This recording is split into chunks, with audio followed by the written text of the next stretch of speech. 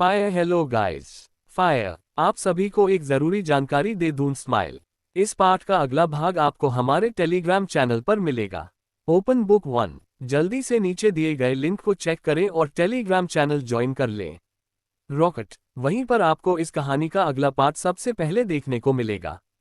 दिल पुष्पिन इसलिए अभी चैनल ज्वाइन करें और कहानी का मजा जारी रखें। जश्न त्रयक्ष उसकी पकड़ से छूटते ही उसकी आंखों के सम्मोहन से बाहर आया। उसकी बात सुनकर उसकी निगाहों में ठंडा लेकिन ज्वालामुखी वाला गुस्सा उतर आया। वो सर्द और खतरनाक आवाज में वो बोला, त्रयक्ष शेखावत पर हाथ उठाया है तुमने, लड़की, इसकी सजा तो तुम्हें मिलकर रहेगी। And you will pay for it. The war between us begins now. ये कहकर वो उसकी ओर एक आखिरी गुस्से भरी नजर डालते हुए तेज कदमों से कैंटीन से बाहर निकल गया। अरे सुना सबने, त्रयक्ष ने क्या कहा? हाँ, उसने अपने और इस लड़की के बीच जंग का ऐलान कर दिया।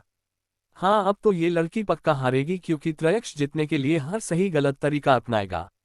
अब तो वो त्रयक्ष इस लड़की को खून के आंसू रुलाएगा। फिर खुसूर फुसूर हुई थी। निशाना की आंखें गुस्से से बंद हो गई थी। वो फालतू में किसी का चिल्लाना नहीं सुन सकती थी, खासकर कर जो नाम उसने अभी सुना था उसका तो बिल्कुल भी नहीं। उसे त्रयक्ष शेखावत से नफरत थी। वो इतने वक्त में जो थप्पड़ मारने से गिल्ट में थी, लेकिन नाम सुनकर सारा गिल्ट चला गया था। उसकी गुस्से वाली नजर डॉली पर गई जिससे उसका गुस्सा और बढ़ गया। निशाना ने आगे बढ़कर एक खींचा कर डॉली को थप्पड़ मार दिया। वही डॉली का चेहरा एक तरफ झुक गया था, वही सामने गुस्से से लाल आंखें लिए निशाना खड़ी थी। सब लोग हैरानी से सामने देखते ही रह गए थे कि ये क्या हो गया, कैसे एक जूनियर ने एक सीनियर को थप्पड़ मार दिया, वो भी द टाइटंस ग्रुप छोटे ऊपर की मेंबर को। हाँ, सब वही समझते थे क्योंकि डॉली और मोना हमेशा साथ जो रहते थे। लो, इस लड़की ने पहले द डेविल्स से पंगा लिया और अब द टाइटंस से। ये लड़की मुझे बेवकूफ लगती है। हाँ सही कहा, तभी तो खुद की बर्बादी के करीब जा रही है। इसको अब यहाँ दोनों ग्रुप नहीं छोड़ेंगे। फिर से खुसूर फुसूर शुरू हुई थी। निशाना गुस्से से डॉली के देखते हुए सर्द आवाज में बोली, हमारे कैरेक्टर पर सवाल उठाने की कोई जरूरत नहीं है, वरना इससे भी बुरा हाल करेंगे, कोई रोक भी नहीं पाएगा हमें। वो भी गुस्से से बाहर चली गई थी क्योंकि अगर थोड़ी देर भी और बड़े उकती तो उसका गुस्सा इस कदर फूटता कि कोई संभाल नहीं पाता था। डॉली और मोनी तो उसकी सर्द नजरों से ही डर गए थे। वही तभी वहां नीर, आरित, रुहिन आए। इतना गंभीर माहौल देखकर नीर इधर उधर देखते हुए बोला, हनीबिन। हाँ, उसकी नजर सबसे पहले उसे ही ढूंढ रही थी। डॉली रोते हुए बोली, नीर, यस लड़की ने मुझे थप्पड़ मारा और साथ ही त्रयक्ष को भी। उसको थप्पड़ पड़ा ये तो उनको समझ आ गया था, लेकिन जैसे ही त्रयक्ष का नाम आया वो तीनों भी हैरान हो गए। ईशा ये देखकर जल्दी से बोली, नीर आप प्लीज निशाना के पीछे जाइए, वो गुस्से में निकली है। ये सुनकर तो नीर बिना आगे कुछ सुने बाहर की तरफ भाग गया। वही उसके पीछे तारुश और आरिद भी चले गए थे। ईशा डॉली और मोनी के पास आई और एक खींचा कर थप्पड़ मोनी और डॉली को मारते हुए गुस्से से बोली, मेरी फ्रेंड कुछ भी करे तुम्हें उससे कोई मतलब नहीं होना चाहिए। अगर दोबारा उसके बारे में बकवास की ना ये ईशा शर्मा ऐसा गायब करेगी दोनों की नजर नहीं आओगी। हाँ, वो खुद टेडी खीर थी, बस निशाना ही पसंद आई थी उसे, इसलिए वो उसके लिए बहुत प्रोटेक्टिव थी। तारुश ये देखकर ईशा का हाथ पकड़कर पीछे खींचकर हल्के गुस्से से बोले, ईशा ये क्या बदतमीजी है। वो नहीं चाहता था कि उसकी बहन किसी भी मैटर में इन्वॉल्व हो और उसका नाम खराब हो। द डेविल्स जेहान, कैयान, निवान, त्रिशा, अवनी और स्नेहा भी हैरान थे कि तारुश क्या ईशा को जानता है। हाँ, उन्हें उनके रिश्ते के बारे में सब कुछ पता था। डॉली और मोनी मौका देखकर वहां से निकल गई थी। अभी उन्हें इनके बारे में जानने से ज्यादा निकलना सही लगा था। वही ईशा ऐसे अचानक खींचे जाने से गुस्सा हो गई, लेकिन तारुश को देखकर शांत हुई और उसकी बात सुनकर हल्के गुस्से से बोली, भाई अपने देखा नहीं कैसे इन दोनों चुड़ैलों ने मेरी फ्रेंड से बात की। हाँ, उसे बिल्कुल पसंद नहीं आया था। जेहान, कैयान, निवान, त्रिशा, अवनी और स्नेहा, अब इन सबको समझ आया था कि ईशा तारुश की बहन है। हाँ, सब जानते थे कि उसकी कोई रियल सिस्टर नहीं है, लेकिन सब उसकी कजन सिस्टर के बारे में सुना था लेकिन कभी देखा नहीं था। ईशा आगे कुछ बोलती तभी उसे निशाना का याद आया कि कैसे वो गुस्से से गई थी। वो तारुश से हाथ छुड़ाते हुए फिक्र से बोली, भाई जल्दी हाथों छोड़ो, अभी निशाना के पास जाना बहुत जरूरी है। अगर उसका गुस्सा शांत नहीं हुआ ना तो वो किसी को नहीं छोड़ेगी। हाँ, उसने भी उसका गुस्सा देखा था जिससे वो भी डर गई थी। तारुश ये सुनकर हल्के गुस्से से बोला, ईशा वो लड़की सही नहीं है, उससे दूर रहो। हाँ, अपने दोस्तों की बात उसने भी सुनी थी, इसलिए वो कभी नहीं चाहता था कि निशाना के साथ ईशा रहे। ईशा को ये सुनकर गुस्सा आ गया क्योंकि निशाना तो इन लोगों को जानती तक नहीं थी, ना किसी को फिजूल में बोलती थी, लेकिन ये लोग बेमतलब उसे सब छोटे उनाए जा रहे हैं। इतने वक्त तक वो चुप थी, लेकिन अब उसे गुस्सा आ गया। वो गुस्से से बोली, अरे भाई आप मेरा छोड़ो, मैं मेरी फ्रेंड को देख लूंगी। आप अपने बदतमीज फ्रेंड को देखो जो बेमतलब मेरी फ्रेंड के बारे में बकवास कर रहे थे। आपके फ्रेंड है इसलिए वार्न कर रहे हैं कि निशाना से जितना हो सके उतना दूर रहो, बेवजह उस से मत उलझो वरना उसका दिमाग घुमा ना, वो किसी को नहीं छोड़ेगी। ये बोलकर वो हाथ झटक कर खुद भी कैंटीन से बाहर निकल गई थी।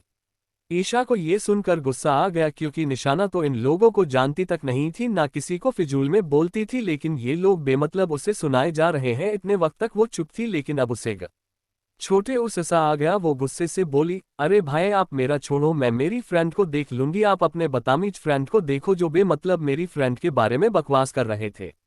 आपके फ्रेंड है इसलिए वार्न कर रहे हैं कि निशाना से जितना हो सके उतना दूर रहो, बेवजह उससे मत उलझो वरना उसका दिमाग घुमा ना, वो किसी को नहीं और छोड़ेगी। ये बोलकर वो हाथ झटक कर खुद भी कैंटीन से बाहर निकल गई थी।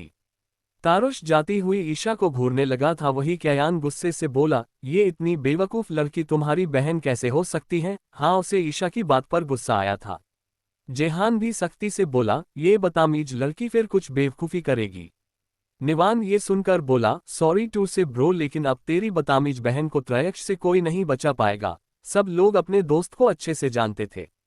त्रिशा ये सुनकर जल्दी से बोली, भाई प्लीज कुछ कीजिए ना, वरना त्रयक्ष निशाना को सजा दे देंगे। हाँ, वो भी अच्छे से जानती थी।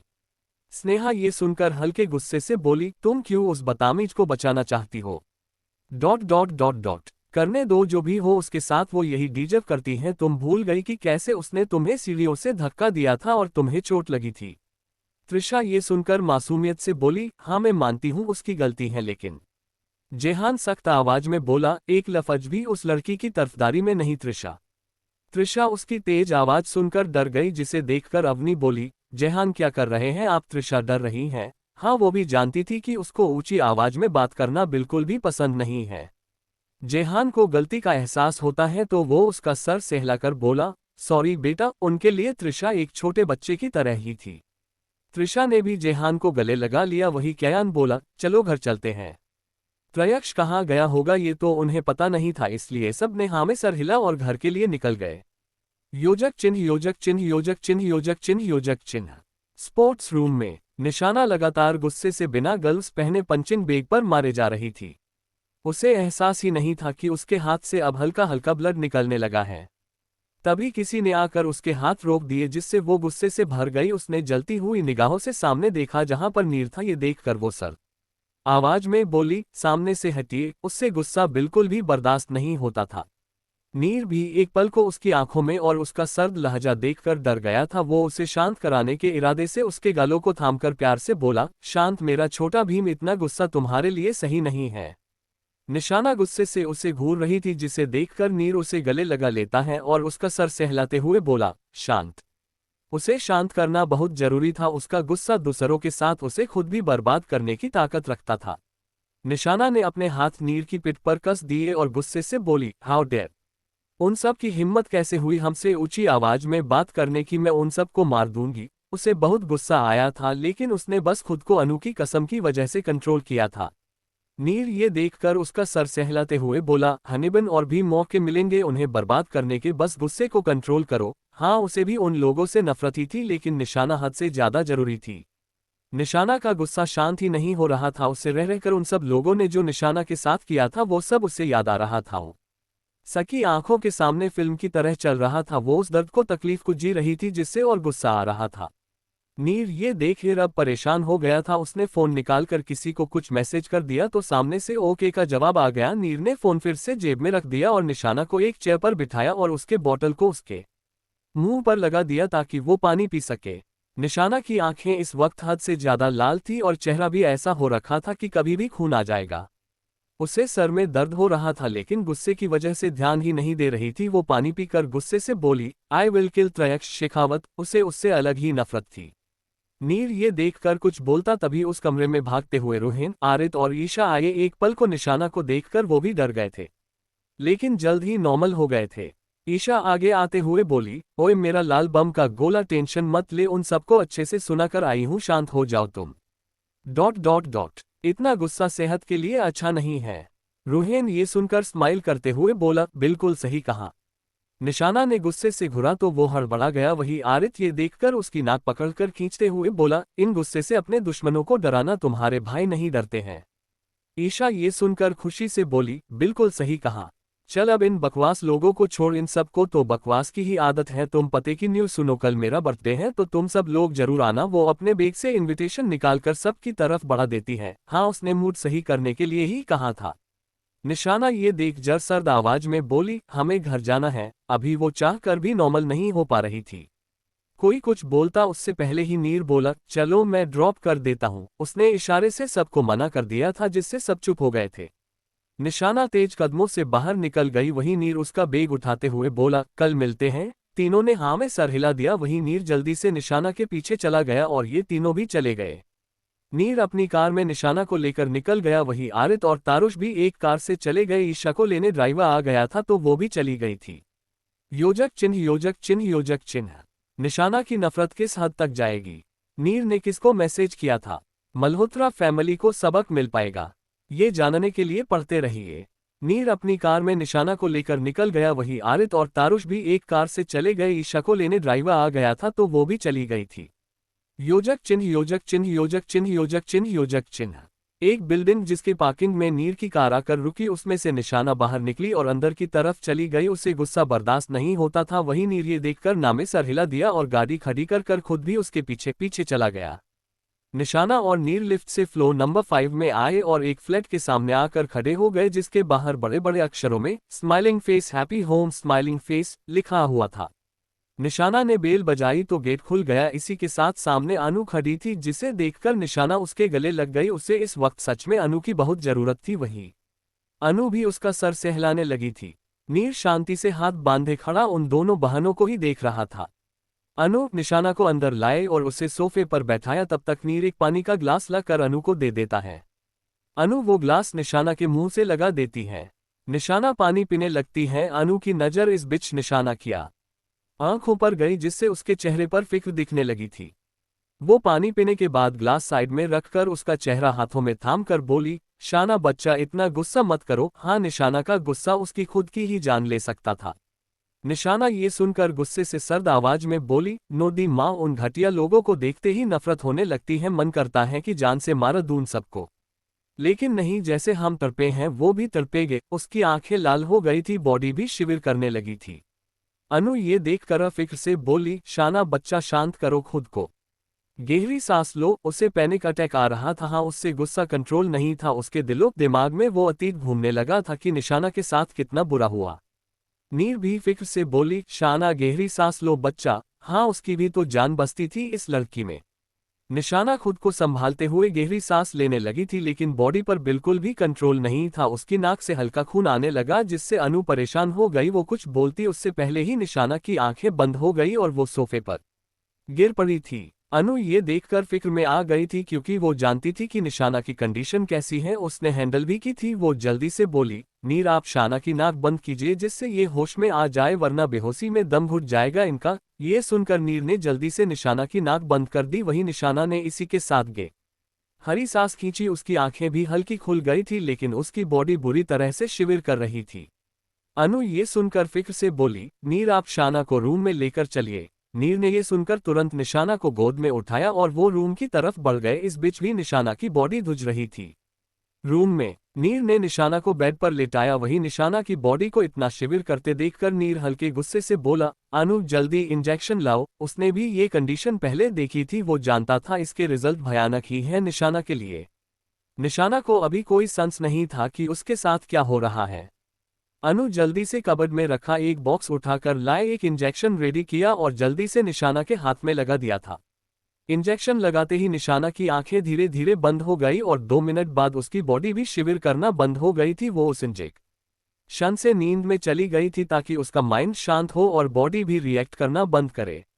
निशाना को बेहोश देखकर अनु बाथरूम से गिला कपड़ा लाई जिसे देखकर नीर ने आगे बढ़कर वो थाम लिया था और उसके नाक से बहते खून को पहुंचने लगा। वहीं अनु बिना कुछ बोले निशाना के पैरों में से जूते निकालने लगी।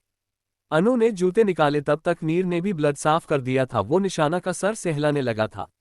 अनु की नजर निशाना के चेहरे पर गई तो आंखों में नमी आ गई थी। अब आए भी क्यों ना, निशाना का मुंह उतर गया था। उसे वो ऐसे बिल्कुल पसंद नहीं थी। वो उसके साथ शरारतें करती, उसे परेशान करती हुई अच्छी लगती थी।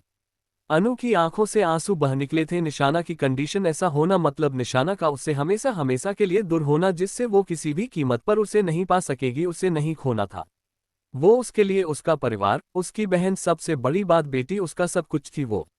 नीर की नजर उस पर गई तो अनु नजरें चुराकर धीमी आवाज में बोली, मैं आपके लिए लानी लाती हूँ। ये बोलकर वो रूम से बाहर निकल गई। वो अपने आंसू नीर को नहीं दिखाना चाहती थी। नीर ये देखकर एक नजर निशाना को देखकर उसके सर को चूमते हुए बोला, बच्चा, गुस्सा नफरत सब जायज हैं, लेकिन ऐसे अपनी दी माँ को परेशान करन बिल्कुल जायज नहीं है। किसी और के लिए नहीं, अपनी दी माँ के लिए लड़ो और जीतो। मेरी हनीबन तो एक रानी है जिसे हर खेल में जितना पसंद है, तो वो ऐसे जिंदगी के खेल में बिल्कुल हार नहीं मान सकती है। जल्दी से होश में आ जाओ, फिर साथ में आपकी दी माँ की डांट खाएंगे। तब तक मैं उसे संभाल कर आता हूँ। हर बात से हर काम डिशन से वाकिफ था वो, बहुत फिक्र थी उसकी। अगर उसके हाथ में होता तो कब का उसे ठीक कर चुका होता। अनु की फिक्र सब समझता था। नीर बेड से उठकर निशाना के ऊपर हल्की चादर ओढ़ाकर एसी का टेम्परेचर सही कर रूम से बाहर निकलकर किचन की तरफ बढ़ गया, जहां पर अनु थी। योजक चिन्ह, योजक चिन्ह, योजक चिन्ह, योजक चिन्ह, योजक चिन्ह। निशाना को आखिर ऐसा क्या हुआ है?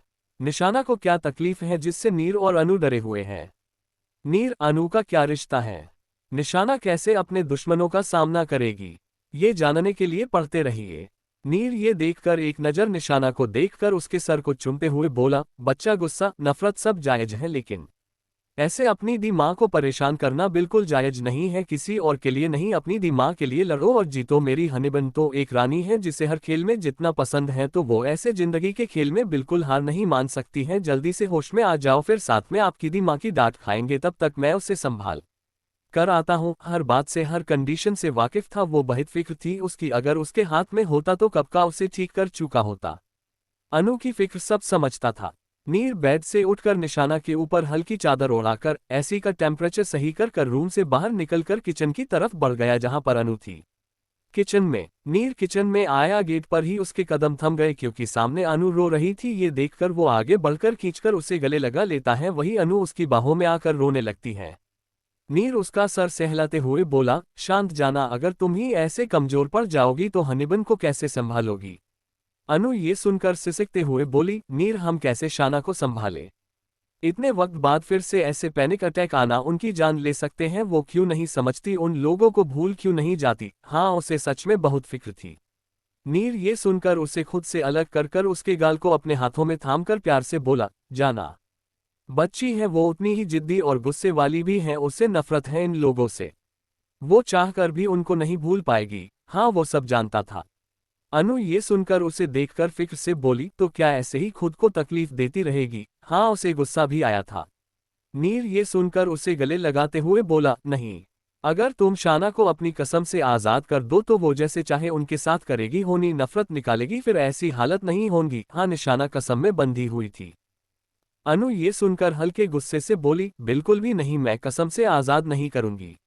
आपको नहीं पता कैसे लास्ट टाइम उन्होंने नफरत के चलते कैसे खुद को भूलकर मल्होत्रा मेंशन की सिक्योरिटी तोड़कर अंदर जाने की कोशिश की थी। इस बीच उन्हें गोली भी लगी थी। ... बिल्कुल भी नहीं, मैं ऐसा बिल्कुल नहीं होने दूंगी। वो डर गई थी। वो लम्हा याद आने लगा कि आखिर उसने क्यों कसम दी थी। Flashback start. 1.5 महीने पहले निशान को अपने पैरों पर खड़े हुए लगभग 15 दिन ही हुए थे। अब वो बिल्कुल ठीक थी, ऐसा उसका मानना था। ... अनु ने कल ही हॉस्पिटल ज्वाइन किया था और उसे नाइट शिफ्ट मिली थी। वो निशाना को सख्त हिदायत देकर और वहां खाना बनाने व साफ सफाई के लिए आने वाली काकी को यही रोक लिया था। उसका ध्यान रखने के लिए उन दोनों को हिदायत देकर वो चली गई थी। थोड़ी देर बाद निशाना की नींद खुली। उसने देखा कि काकी दूसरे कमरे में सो रही थी। उसके चेहरे पर शैतानी मुस्कान आ गई। वो अपने कमरे में आई, अलमारी से ब्लैक जीन्स टॉप और जैकेट निकाला और बाथरूम में चली गई। कुछ देर बाद वो तैयार होकर बाहर आए। बालों को पोनी में बांधा और उस पर काली पट्टी बांध दी। चेहरे को भी ढक लिया। हाथों में ग्लव्स, जूते पहने और एक बैग टांगकर चुपचाप फ्लैट से बाहर निकल गई। निशाना बाहर आई तो पार्किंग में एक बाइक खड़ी थी जो उसने ही जिद कर ली थी। वो उस पर बैठी और वहां से निकल गई। निशाना की बाइक आधे घंटे बाद एक मेंशन के पीछे आकर रुकी। ... ये मल्होत्रा मैंशन था जिसके पीछे वाली रोड पर वो मौजूद थी। निशाना ने बाइक को छिपाया और उतरकर उस मैंशन के बिल्कुल नजदीक आकर खड़ी हो गई थी। तभी उसकी नज़र एक बड़े से पेड़ के ऊपर गई जिसे देखकर उसके चेहरे पर शैतानी मुस्कान आ गई। निशाना उस पेड़ के बिल्कुल नजदीक आई क्योंकि वो आधा पेड़ बाहर तो आधा अंदर था। वो उस पेड़ के ऊपर से चढ़कर मैंशन के अंदर आ गई। इसके लिए उसे ज्यादा मेहनत नहीं करनी पड़ी थी, ना उसके पैरों में दर्द भी नहीं हुआ था। निशाना अंदर आकर गार्ड से छिपते छिपाते मल्होत्रा मैंशन के अंदर एक खिड़की के जरिए पहुंच गए थे। क्योंकि इस वक्त सभी सो रहे थे तो गेट बंद था, लेकिन फिर भी वो अंदर आ गई थी। निशाना के चेहरे पर फिर से शैतानी मुस्कान आ गई। वो अपना काम कर कर एक रूम के सामने आ गई थी जिसके बाहर लॉक लगा था। वो अच्छे से जानती थी कि ये ... निशाना का रूम था, वो यही रहती थी। निशाना ने अपनी जेब से एक चाबी निकाली और उसको खोलकर अंदर चली गई। निशाना अंदर आई, उसकी आंखों में गुस्सा और नफरत झलकने लगी थी क्योंकि इस रूम में बस एक सिंगल बेड, साइड में एक ड्रॉर और साइड की तरफ कबर्ड और दूसरे साइड बाथरूम था। उसके सिवा वहां कुछ भी मौजूद नहीं था और उस रूम का आकार भी बहुत छोटा था, इसलिए बेड रखने के बाद जगह बची ही नहीं थी। वहां अब धूल मिट्टी जमी हुई थी। आखिर कौन आएगा साफ सफाई करने? नौकर तो उसका एक काम नहीं करते थे, उसे खुद ही करना पड़ता था। अब वो यहाँ नहीं थी कौन साफ करेगा? निशाना कबर्ड की तरफ बढ़ जाती है और कबर्ड खोलती है तो उसे कुछ कपड़े दिखते हैं जो बहुत ही पुराने लग रहे थे। ये कपड़े भी कशिश के ही थे जो बाद में उसे पहनने को मिलते थे। ये देखकर वो नफरत से भर उठी थी। उसने उन कपड़ों को इग्नोर किया और जो चीज ढूंढने आई थी उसे ढूंढने लगी। योजक चिन्ह, योजक चिन्ह, योजक चिन्ह, योजक चिन्ह, योजक चिन्ह। निशाना यहाँ क्या ढूंढने आई है? निशाना ने यहाँ क्या काम किया था? आखिर ऐसा क्या हुआ था जिस वजह से अनु ने निशाना की नफरत को कसम में बांध दिया था? आगे क्या हुआ था ये जानने के लिए पढ़ते रहिए। डेली चैप्टर चाहिए तो रेटिंग, कमेंट प्लस फॉलो और 1 स्टिकर के साथ, और सबसे पहले सुपरफेन बढ़ा दो। तभी मिले निशाना कबर्ड की तरफ बढ़ जाती है और कबर्ड खोलती है तो उसे कुछ कपड़े दिखते हैं जो बहुत ही पुराने लग रहे थे। ये कपड़े भी कशिश के ही थे जो बाद में उसे पहनने को मिलते थे। ये देखकर वो नफरत से भर उठी थी। सने उन कपड़ों को इग्नोर किया और जो चीज ढूंढने आई थी उसे ढूंढने लगी। कबर्ड में सबसे नीचे रखा उसे एक बड़ा बॉक्स मिला। उसने जल्दी से वो बॉक्स को नीचे उतार लिया और उसमें पासवर्ड लगाया और खोला, जिसमें कुछ पैसे, एक फोन और 2 मेमोरी कार्ड और बाकी कुछ राखियां, चुड़िया, एक पुरानी घड़ी थी वो भी नोट के साथ, बाकी एक डायरी थी। निशाना ने उन चीजों को छू कर देखा, अपने लिखे नोट पढ़े, उसकी आंखों में भी नमी आ गई थी। आखिर असली निशाना ने उसमें अपनी फीलिंग जो लिखी थी उसने फिर डायरी ली और पढ़ी तो आंसू बहने लगे थे। निशाना बेदर्दी से आंसू पहुंचते हुए नफरत से बोली, बस अब से आप सबकी उल्टी गिनती शुरू। अब से आप लोग इतना तड़पोगे और रोओगे जिसकी कोई हद नहीं होगी। ये निशाना रस्तोगी का खुद से और असली निशाना का वादा है, जिसकी वजह से उनकी मौत हुई। अब उन्हें हिसाब चुकाना पड़ेगा। ये बोलकर उसने अपना बैग उतारा, उसमें फोन डाल लिया और एक डब्बी में मेमोरी कार्ड, फोन रख लिया। बाकी सारी चीजें ऐसे ही बंद कर फिर से कबर्ड में रख दी थी। कबर्ड बंद कर वो खड़ी हुई और उस रूम को देखते हुए बाहर निकलकर फिर से लॉक कर चाबी बैग में रखकर उसे टांगकर खिड़की से कूदने लगी। तभी एक सर्वेंट ने उसे देख लिया और हंगामा मचा दिया, लेकिन निशाना जल्दी से नीचे कूद गई थी। गार्ड को खबर मिल चुकी थी, वो उसे पकड़ने भागे, लेकिन निशाना उनसे बचते हुए भाग रही थी क्योंकि अभी पैरों में इतनी ताकत नहीं थी वो लड़ाई करे। निशाना बचकर निकल रही थी, लेकिन एक सिक्योरिटी गार्ड उसके सामने आ गया, उस पर अटैक किया, लेकिन निशाना ने उससे फाइट की जिससे वो गार्ड नीचे गिर गया था। निशाना निकल ही रही थी लेकिन उस गार्ड ने संभल कर नीचे पड़ी एक लोहे की रोड उसके पैरों पर मार दी, जिससे निशाना जमीन पर गिर पड़ी थी। उसे बेहतासा दर्द हो रहा था लेकिन उसे हिम्मत नहीं हारनी थी, इसलिए गार्ड और उसके बीच झड़प हुई। चोट गहरी थी, इतनी कि वो मुश्किल से चल पा रही थी। हालत समझते हुए उसने वहां से भाग निकलने का फैसला किया। निशाना उस गार्ड को हराकर भागने लगी थी जिससे और दर्द हो रहा था। तभी एक दूसरे गार्ड ने उस पर गोली चला दी और वो गोली उसके हाथ को चीरती हुई निकल गई थी। खून, दर्द और दर्द सब कुछ साथ था, फिर भी हिम्मत नहीं टूटी। वो जैसे तैसे खुद को संभालते हुए वो विला से बाहर निकली और बाइक पर बैठकर वह से निकल गई थी। निशाना की बाइक बिल्डिंग के बाहर आकर रुकी। वो बाइक पार्क कर अपने flat smiling face, happy home smiling face की तरफ चली गई। वो चोरी छिपे गेट खोलकर अंदर आई तो हैरान हो गई क्योंकि सामने ही अनु फिक्र से टहल रही थी। दरअसल काकी की आंख खुली, वो उसे देखने आई लेकिन वो नहीं दिखी तो वो परेशान हो गई। उन्होंने अनु को कॉल कर दिया और अनु जल्दबाजी में यहाँ आ गई थी, तब से उसकी फिक्र हो रही थी। अनु उसे ऐसे लड़खड़ाते चलते और हाथ में से निकलते खून को देखकर डर गई और फिक्र से बोली, शाना, ये निशाना जो अब तक हिम्मत रखे हुए थी होश होकर अनु के ऊपर गिरी पड़ी थी। वही अनु जल्दी से काकी की मदद से उसे कमरे में लेकर गई और उसका इलाज किया। अनु बहुत परेशान रही पूरी रात। उसे पता था कि निशाना को पुराने दर्द की वजह से पैनिक अटैक आते हैं। अभी वो पूरी तरह से बिल्कुल तिल नहीं हुई थी। ऐसी हरकत से उसे बहुत तकलीफ हो सकती थी। सुबह जब निशाना को होश आया तो अनु ने अपनी कसम देकर उससे सब पूछा तो निशाना ने सब बता दिया। उससे वो कुछ छिपा ही नहीं पाती थी। अनु को उस पर बहुत गुस्सा आया था। उसने उसको अपनी कसम दी कि अब वो उन लोगों से बिल्कुल दूर रहेगी, खुद की नई जिंदगी शुरू करेगी। अगर उसने कसम नहीं मानी तो अनु उसे छोड़कर चली जाएगी। निशाना को किसी भी कीमत पर अनु को नहीं खोना था, इसलिए उसने कसम ले ली थी कि वो मल्होत्रा फैमिली से दूर रहेगी, चलाकर उनसे बात नहीं करेगी, पंगा नहीं लेगी, ना उनको अपनी नफरत दिखाएगी बल्कि उन्हें भूलकर नई जिंदगी शुरू करेगी। बड़ी फ्लैशबैक एंड योजक चिन्ह smiling face happy home smiling face. Kitchen में अनु नीर से बोली, वो हमारी कसम से बंधी है नीर। तब तक वो ठीक है, लेकिन जिस दिन उनकी नफरत बाहर आएगी वो किसी को नहीं छोड़ेगी, साथ ही खुद को भी बर्बाद कर लेगी। नफरत की हर हद लांघ जाएगी। वो बस उन लोगों को सजा देने के लिए, हाँ यही वो सच्चाई थी जब वो सबके सामने आने से पहले बहुत कुछ तबाह कर सकती थी। नीर उसकी फिक्र समझ रहा था। वो निशाना की दी मां बनी थी, एक बच्चे की तरह ही फिक्र करती थी। उसका कहना भी सही था, लेकिन निशाना की नफरत भी जायज थी। और वैसे भी वो जानता था कि जब नफरत दिल से निकलती है तो वो सिर्फ दूसरों को नहीं जलाती, खुद को भी राख बना देती है। अनु निशाना को अपनी कसम से आजाद करेगी। निशाना क्या अपना बदला ले पाएगी? अनु नीर का क्या रिश्ता है, ये जानने के लिए पढ़ते रहिए। अनु नीर से बोली, वो हमारी कसम से बंधी है नीर। तब तक वो ठीक है, लेकिन जिस दिन उनकी नफरत बाहर आएगी वो किसी को नहीं छोड़ेगी, साथ ही खुद को भी बर्बाद कर लेगी। नफरत की हर हद लांघ जाएगी। वो बस उन लोगों को सजा देने के लिए, हाँ यही वो सच्चाई थी जो सबके सामने आने से पहले बहुत कुछ तबाह कर सकती थी। नीर उसकी फिक्र समझ रहा था। वो निशाना की दी मां बनी थी, एक बच्चे की तरह ही फिक्र करती थी। उसका कहना भी सही था, लेकिन निशाना की नफरत भी जायज थी। और वैसे भी वो जानता था कि जब नफरत दिल से निकलती है तो वो सिर्फ दूसरों को नहीं जलाती, खुद को भी राख बना देती है। नीर ये सुनकर शांत आवाज में बोला, जानता हूँ जाना, लेकिन ये भी जानता हूँ अगर वो नफरत बाहर नहीं आई तो हनीबन को चैन नहीं मिल पाएगा।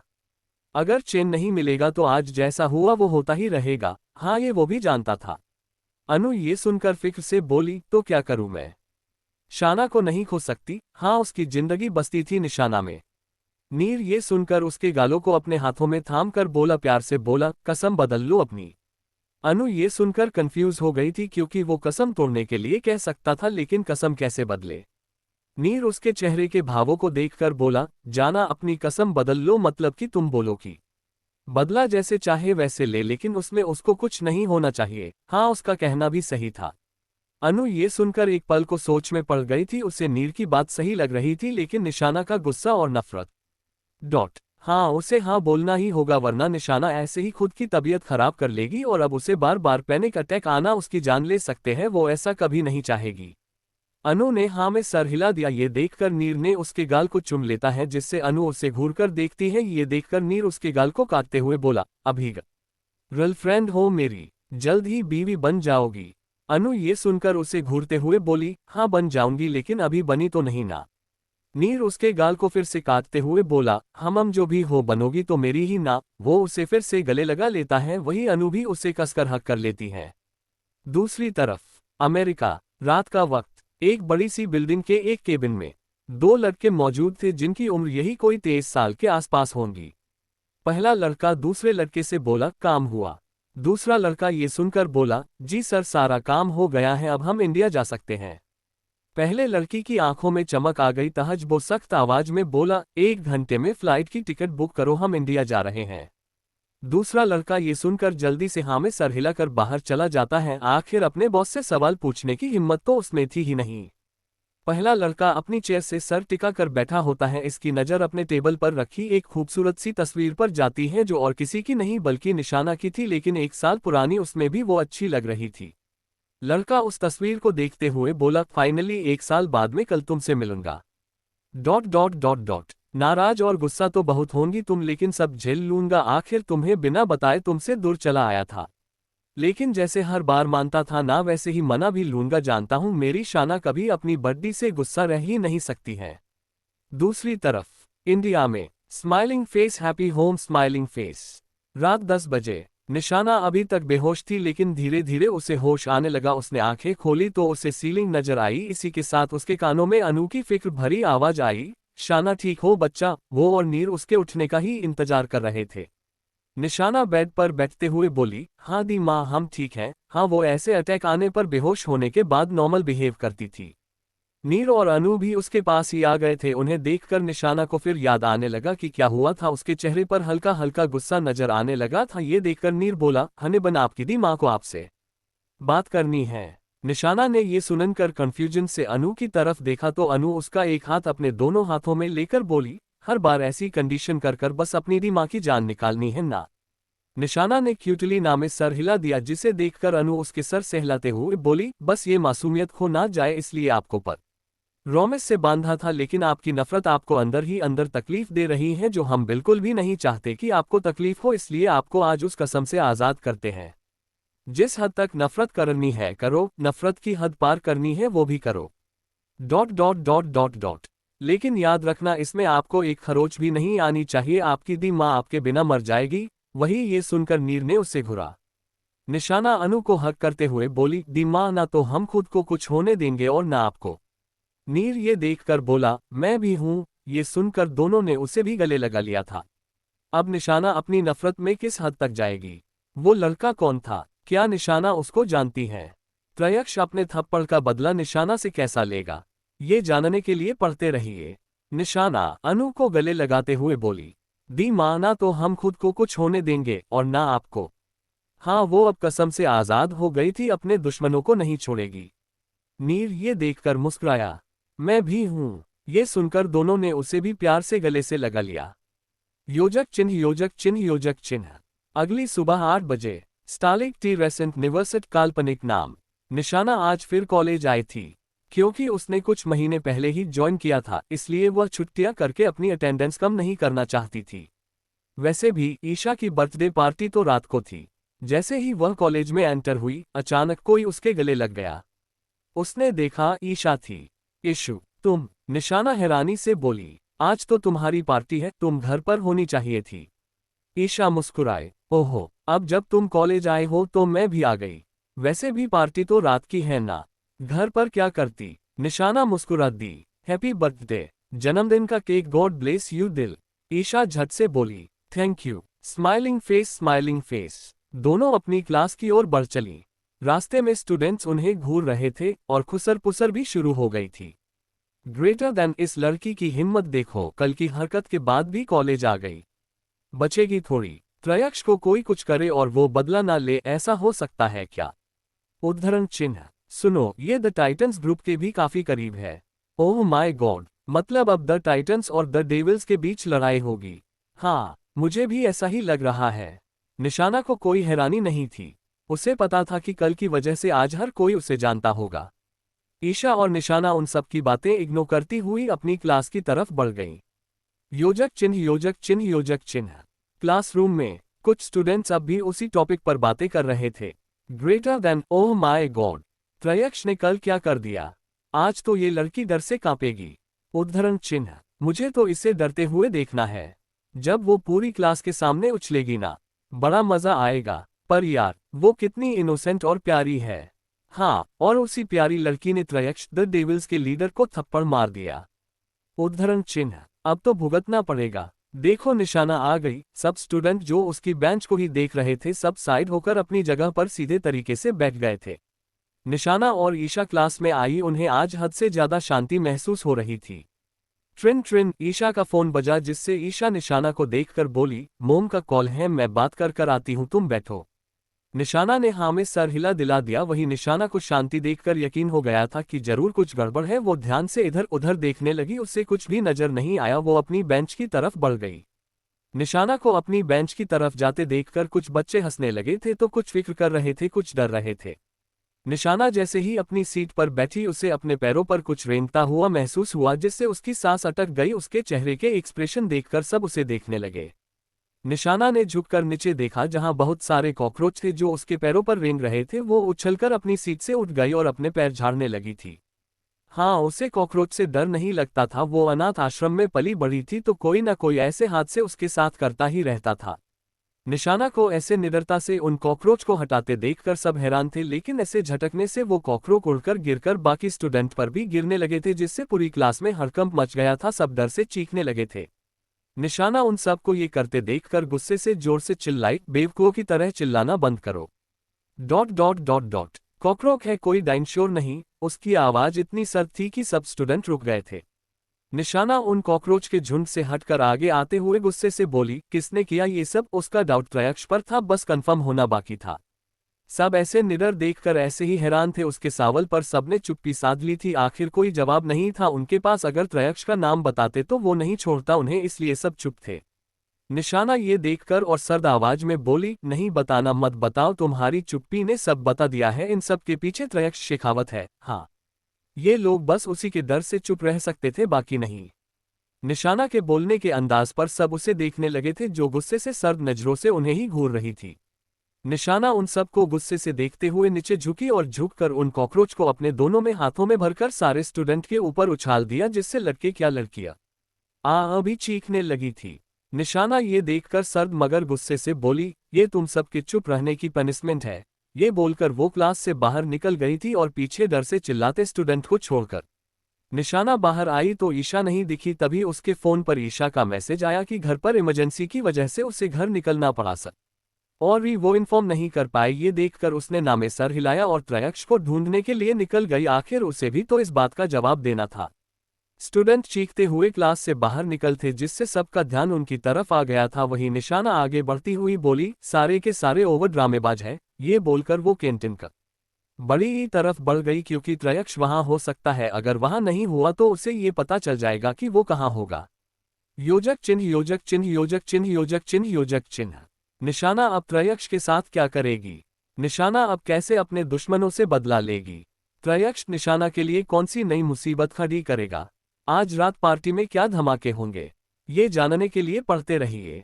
निशाना बाहर आई तो ईशा नहीं दिखी। तभी उसके फोन पर ईशा का मैसेज आया कि घर पर इमरजेंसी की वजह से उसे घर निकलना पड़ा। सॉरी, वो इन्फॉर्म नहीं कर पाई। ये देखकर उसने नामे सर हिलाया और त्रयक्ष को ढूंढने के लिए निकल गई। आखिर उसे भी तो इस बात तक का जवाब देना था। स्टूडेंट चीखते हुए क्लास से बाहर निकलते, जिससे सबका ध्यान उनकी तरफ आ गया था। वहीं निशाना आगे बढ़ती हुई बोली, सारे के सारे ओवर ड्रामेबाज है। ये बोलकर वो कैंटीन की तरफ बढ़ गई, क्योंकि त्रयक्ष वहां हो सकता है। अगर वहां नहीं हुआ तो उसे ये पता चल जाएगा कि वो कहाँ होगा। निशाना कैंटीन में आई, इधर उधर देखने लगी। तभी उसकी नज़र एक टेबल पर गई जहां पर द डेविल्स ग्रुप बैठा था, लेकिन वहां पर त्रयक्ष नहीं था। लेकिन उसे जानना था, इसलिए वो आगे बढ़ गई। अरे देखो, निशाना आई है। त्रयक्ष ने वार कर दिया होगा, माफी मांगने आई होंगी। हाँ, आज इसकी क्लास में से आवाजें भी आ रही थी।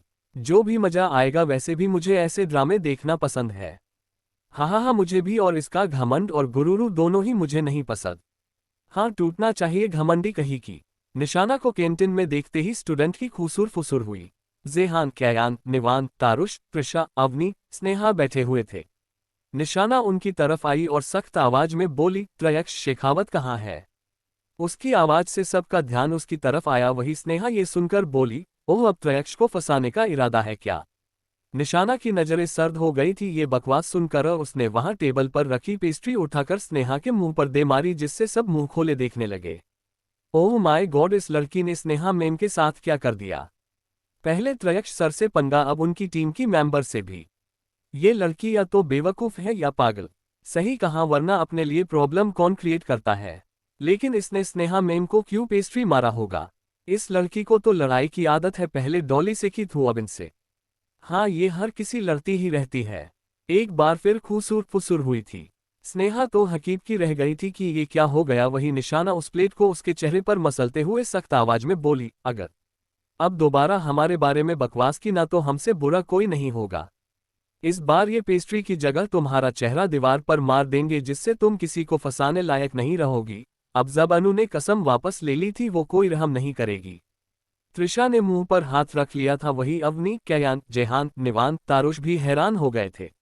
अवनी संभली और गुस्से से बोली, तुम्हारी हिम्मत कैसे हुई मेरी फ्रेंड के साथ ये करने की? निशाना ये सुनकर वहां पड़ी कोल्ड कॉफी उठा कर उसके चेहरे पर फेंक देती है और बोलती है, बिल्कुल ऐसे ही किया, बस इसके पेस्ट्री थी तुम्हारे कोल्ड कॉफी है। कयान ये देखकर गुस्से से बोला, बदतमीज लड़की, तमीज नहीं है बिल्कुल भी तुम में। उसने उस पर हाथ उठा दिया जिसे दे निशाना ने रोक लिया और लाल मगर सर्द आंखें लिए उसे घूरते हुए बोली, अपनी हद मत भूलो। उसका हाथ झटकते हुए गुस्से से बोली, अगर दोबारा हाथ उठाया ना हाथ तोड़ देंगे। त्रिशा ये देखकर डरते हुए धीमी आवाज में बोली, निशाना तुम भाई के साथ ऐसे कैसे कर सकती हो। निशाना ये सुनकर गुस्से से बोली, मोम की गुड़िया तुम चुप ही रहो। फिर उन सब को गुस्से से घूरते हुए बोली, अगर दोबारा हमसे बदतमीजी की ना तो सर फोड़ देंगे सबका। बेवकूफ कही के जो पूछा है वो बताना नहीं है, बस बकवास कर नी है, इडियट कही के। ये बोलकर वो बाहर की तरफ निकल गई। सब लोग सदमे में उसे देखते ही रह गए कि ये क्या कर गई। निशाना के इस रवैये को देखकर त्रिशा की आंखों से आंसू आ गए थे। अवनी अपना चेहरा साफ करते हुए बोली, बदतमीज के साथ ये लड़की पागल भी है। स्नेहा तो सुन हो गई थी, उसके साथ ऐसी हरकत किसी ने नहीं की थी, लेकिन निशाना ने कैंटीन में कर दिया था। कितने लोगों ने देखा होगा, उसकी कितनी इंसल्ट हुई होंगी, ये सोच सोच कर ही उसे निशाना पर गुस्सा आ रहा था। निवान भी बोला, ये बदतमीज लड़की कैसे तुम्हारी बहन हो सकती है कयान। ... जो तुम्हारी भी इज्जत नहीं की। जेहान गुस्से से बोला, डेड से इसकी शिकायत करनी ही पड़ेगी, जब इसको पैसे मिलना बंद होंगे तब इसको अकलाएगी। तारुश भी गुस्से से बोला, पता नहीं ईशा ने इससे दोस्ती क्यों की और इसे आज पार्टी में भी बुलाया है, बहुत ही बदतमीज है, लेकिन ये त्रयक्ष को क्यों ढूंढ रही थी। अवनी ते सुनकर बोली, त्रयक्ष को थप्पड़ मारा था इसने, त्रयक्ष भूलेगा थोड़ी, इसको तो सबक सीखा ही देगा। स्नेहा मन में गुस्से से बोली, त्रयक्ष करेगा जो करेगा, लेकिन आज की पार्टी में मैं इस लड़की को नहीं छोड़ूंगी, अपनी इंसल्ट का बदला तो लेकर रहूंगी। त्रिशा को रोते देखकर कयान ने तो गले लगा लिया था, वही जेहान, तारुश, निवान, अवनी, स्नेहा गुस्से में थे। निशाना कैंटीन से बाहर आई और इधर उधर देखने लगी थी। उसने वहां खड़े कुछ स्टूडेंट से भी त्रयक्ष के बारे में पूछा, लेकिन किसी ने नहीं बताया। उसे इन सब पर बहुत गुस्सा आ रहा था। दूसरी तरफ टेरेस पर त्रयक्ष की तेज और सर्द नजरें निशाना पर ही बनी हुई थी। निशाना कैसे त्रयक्ष को ढूंढेगी? त्रयक्ष क्यों निशाना से छिप रहा है? त्रयक्ष कब उसके सामने आएगा? निशाना के साथ आज की पार्टी में स्नेहा क्या करेगी, ये जानने के लिए पढ़ते रहिए। निशाना कैंटीन से बाहर आई और इधर उधर देखने लगी थी। उसने वहां खड़े कुछ स्टूडेंट से भी त्रयक्ष के बारे में पूछा, लेकिन किसी ने नहीं बताया। उसे इन सब पर बहुत गुस्सा आ रहा था। योजक चिन्ह, योजक चिन्ह, योजक चिन्ह, योजक चिन्ह। दूसरी तरफ टेरेस पर एक शख्स जिसकी 6 फीट 2 इंच हाइट, उम्र 23 साल, काले बाल, ब्राउन आंखें, हल्का सांवला रंग, पतले होठ, नाक, चेहरे पर हल्की बियर्ड, व्हाइट कलर कती शर्ट फिट होने की वजह से हल्के झलकते उसके 6 पैक एब्स, ब्लैक पेंट, पैरों में सूज, बहुत ही हैंडसम लग रहा था। ... उसकी सर्द मगर सख्त नजरें नीचे की तरफ देख रही थी, जहां निशाना उसे ढूंढ रही थी। अब तो पहचान ही गए होंगे, ये त्रयक्ष है। त्रयक्ष उसे ऐसे परेशान होते देखकर शातिर तरीके से मुस्कुराते हुए बोला, नोट बैड मिस सिनारियो, अपने दुश्मन को ढूंढने के लिए इतनी मेहनत करना... ... चलो अब फल ही दे देते हैं। ये बोलकर वो अपने जेब से एक लेजर लाइट निकालकर उसे निशाना पर पॉइंट करने लगता है। निशाना जो त्रयक्ष को ढूंढ ढूंढ कर थक गई थी, आखिर कॉलेज इतना बड़ा जो था। वो रुककर गहरी सांस ले रही थी, तभी उसे अचानक से अपने ऊपर ग्रीन लाइट दिखने लगी, जिसे उसने इग्नोर करा दिया, लेकिन वो बार उसके चेहरे पर पड़ रही थी, जिससे उसे इरिटेशन हो रही थी। उसने गुस्से से ऊपर देखा तो उसे कोई शख्स खड़ा दिखा। उस शख्स को देखकर गुस्से से भर गई, क्योंकि वो पहचान गई थी कि त्रयक्ष ही है। ये देखकर वो उसे गुस्से से घूरने लगी। त्रयक्ष को निशाना क्लियर दिख रही थी। उसका गुस्से और धूप की वजह से हुआ लाल चेहरा देखकर उसके चेहरे पर शातिर मुस्कान आ गई और उसके होठ बुदबुदाए लाल टमाटर। उसने अपने हाथ से उसे ऊपर आने का इशारा कर दिया और पिट फेर कर खड़ा हो गया। निशाना ये देखकर गुस्से से बोली, हिम्मत तो देखो मिस्टर एनमी की, हमें परेशान किया। अगर इसकी सजा ना दी ना तो हम भी निशाना नहीं। ये बोलकर वो दनदनाते हुए लिफ्ट की तरफ बढ़ी और लिफ्ट का बटन दबा दिया, जिससे लिफ्ट बंद होकर चल पड़ी थी।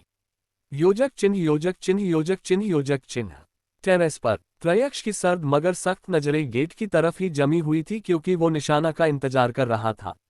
त्रयक्ष टेरेस के गेट को देखते हुए काउंट करने लगा, 1 2 3। धड़ाक करती का गेट खुला, जिससे त्रयक्ष के चेहरे की मुस्कान लंबी हो गई थी। आखिर हो भी क्यों ना, सामने निशाना खड़ी उसे गुस्से से घूर रही थी। त्रयक्ष ये देखकर सख्त मगर चिढ़ाने वाले अंदाज में बोला, मिस सिनारियो, मुझे मिलने की इतनी तड़प की तुम भागी भागी यहां आ गई। निशाना ये सुनकर आगे बढ़ते हुए गुस्से से बोली, मिस्टर एनमी, ये आपकी सबसे बड़ी गलतफहमी है। वो बिल्कुल उसके सामने खड़ी थी। त्रयक्ष उसे देखकर हल्का मुस्कुराया और बोला, मिस सिनारिया, गलतफहमी मेरी नहीं तुम्हारी है, क्योंकि तुम्हें अंदाजा नहीं है। हाँ, उसने उसे ऐसे खुद को ढूंढते हुए भागते हुए देखा था।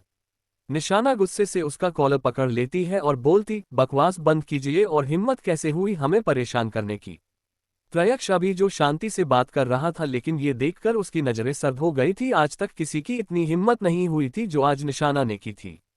त्रयक्ष गुस्से से उसके हाथ पकड़ कॉलर से छुड़ाकर उसके हाथों को मोड़कर उसकी पिठ पर लगा देता है और खुद उसके बिल्कुल करीब होते हुए गुस्से से बोला, हाउ डेयर यू। उसकी आवाज हद से ज्यादा सर्द थी। निशाना पर कोई फर्क नहीं पड़ा था। वो गुस्से से बोली, आपकी हिम्मत कैसे हुई हमें परेशान करने की। बिल्कुल उसी तरह त्रयक्ष को उसका ये अंदाज बड़ा पसंद आ रहा था, क्योंकि आज तक किसी की हिम्मत उसके सामने बोलने की तक नहीं थी और ये लड़की उसकी आंखों में आंखें डालकर उससे बात कर रही थी। लेकिन ये हरकत उसे नागवारा थी। त्रयक्ष सर्द मगर गुस्से से बोला, शुरुआत तुमने की थी, अब खत्म मैं करूंगा। निशाना ये सुनकर उसे घूरते गुस्से से बोली, पहले तो थप्पड़ जानबूझकर नहीं मारा था, गलती से हो गया था, लेकिन जब से आपका नाम सुना है बहुत खुशी हो रहे हैं कि अच्छा ही हुआ जो पड़ गया, लेकिन अफसोस भी है तेज नहीं पड़ा होगा ना। अगर पता होता तो खींचा कर मारते, जिससे उस थप्पड़ की गूंज आपके कानों में गूंजती रहती। हाँ, उसे तो इस शख्स से शदीद नफरत थी। त्रयक्ष की नजरें सर्द हो गई थी। उसने अपनी पकड़ थोड़ा और उसके हाथों पर मजबूत की, जिससे निशाना की दर्द भरी आह निकल गई थी, जिसे सुनकर त्रयक्ष सर्द आवाज में बोला, जितनी दफा मुझसे उलझोगी इस कदर तकलीफ मिलेगी जिसकी कोई हद नहीं होगी।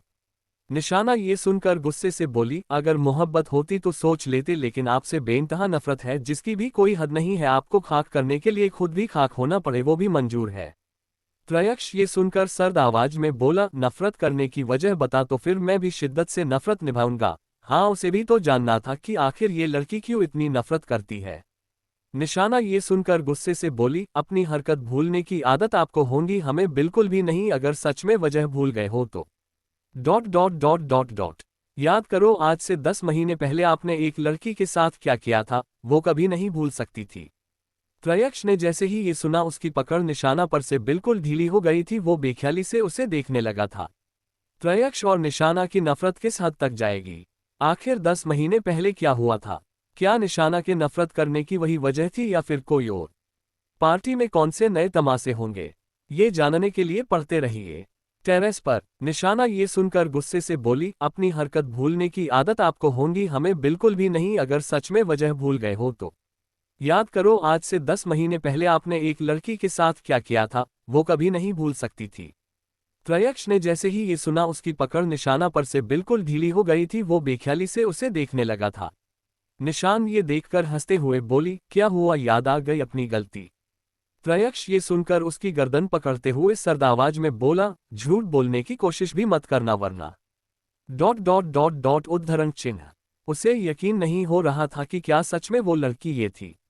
निशाना ये सुनकर अपना पैर उठाकर उसके पेट पर लात मार देती है, जिससे त्रयक्ष की पकड़ उसके गले पर से छूट जाती है। त्रयक्ष गुस्से से उसे घूरने लगता है। निशाना गुस्से से बोली, अब हम वो निशाना नहीं रहे जिस पर आप अपना जोर आजमा सके, बदल गए हम। त्रयक्ष गुस्से से बोला, तुम वो नहीं हो। निशाना गुस्से से बोली, हम वही लड़की है जिसकी आपकी वजह से जिंदगी बर्बाद हो गई थी। हाँ, वो काली रात नहीं भूल सकती थी। त्रयक्ष गुस्से से घुराते हुए बोला, बकवास मत करो। निशाना ये सुनकर गुस्से से बोली, बकवास हम नहीं कर रहे हैं, बल्कि सच्चाई बता रहे हैं और आपको आपके किए की सजा भी देंगे। ये बोलकर उसने उल्टे कदम गेट की तरफ लेने शुरू कर दिए थे।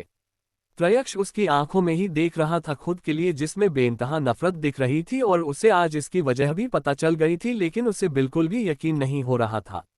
निशाना ने कदम पीछे लेने शुरू किए और इसी वक्त अपने बैग से एक बड़ा सा जार निकाला और उसे खोल उसके अंदर भरा शहद त्रयक्ष के ऊपर फेंक दिया, जिससे त्रयक्ष की आंखें बंद हो गई थी, क्योंकि वो उसके चेहरे से होते हुए नीचे गिर रहा था। गुस्से से मुठ्ठियां कस गई थी। निशाना ने यह देखकर दूसरा जार निकाला और ढक्कन ढीला कर उसे त्रयक्ष के पैरों के पास फेंक दिया, जिससे वो टूट गया और उसके अंदर भरी मधुमक्खियां बाहर आ गई, जिसे देखकर निशाना गुस्से से बोली, हमें कॉकरोच से डराने की कोशिश की थी ना, ये उसका बदला है, बाकी बदले हम बाद में और सूद समेत लेंगे। ये बोलकर वो जल्दी से गेट की तरफ गई और गेट अंदर से बंद कर नीचे की तरफ चली गई। त्रयक्ष ने गेट बंद होने की आवाज से आंखें खोली, वही वो मधुमक्खियां शहद की खुशबू से त्रयक्ष से चिपक गए। डॉट डॉट डॉट डॉट त्रयक्ष की आंखें गुस्से से लाल होने लगी थी, हाथों की मुट्ठियां भींच गई थी। उन मधुमक्खियों को देखा जो उसके शरीर से चिपकी हुई थी। ये देखकर उसने उसने आंखें बंद की। इसी के साथ उसके शरीर से एक रोशनी निकली और सारी मधुमक्खियां जलकर राख होकर जमीन पर गिर पड़ी थी। त्रयक्ष ये देखकर तिरछा मुस्कुराया और सर्द आवाज में बोला, मिस सिनारिया, आज तुमने झूठ बोलने की हद पार कर दी है। नफरत का आगाज तुमने किया है ना, अब खत्म मैं करूंगा। ये बोलकर वो वहां से चला गया था।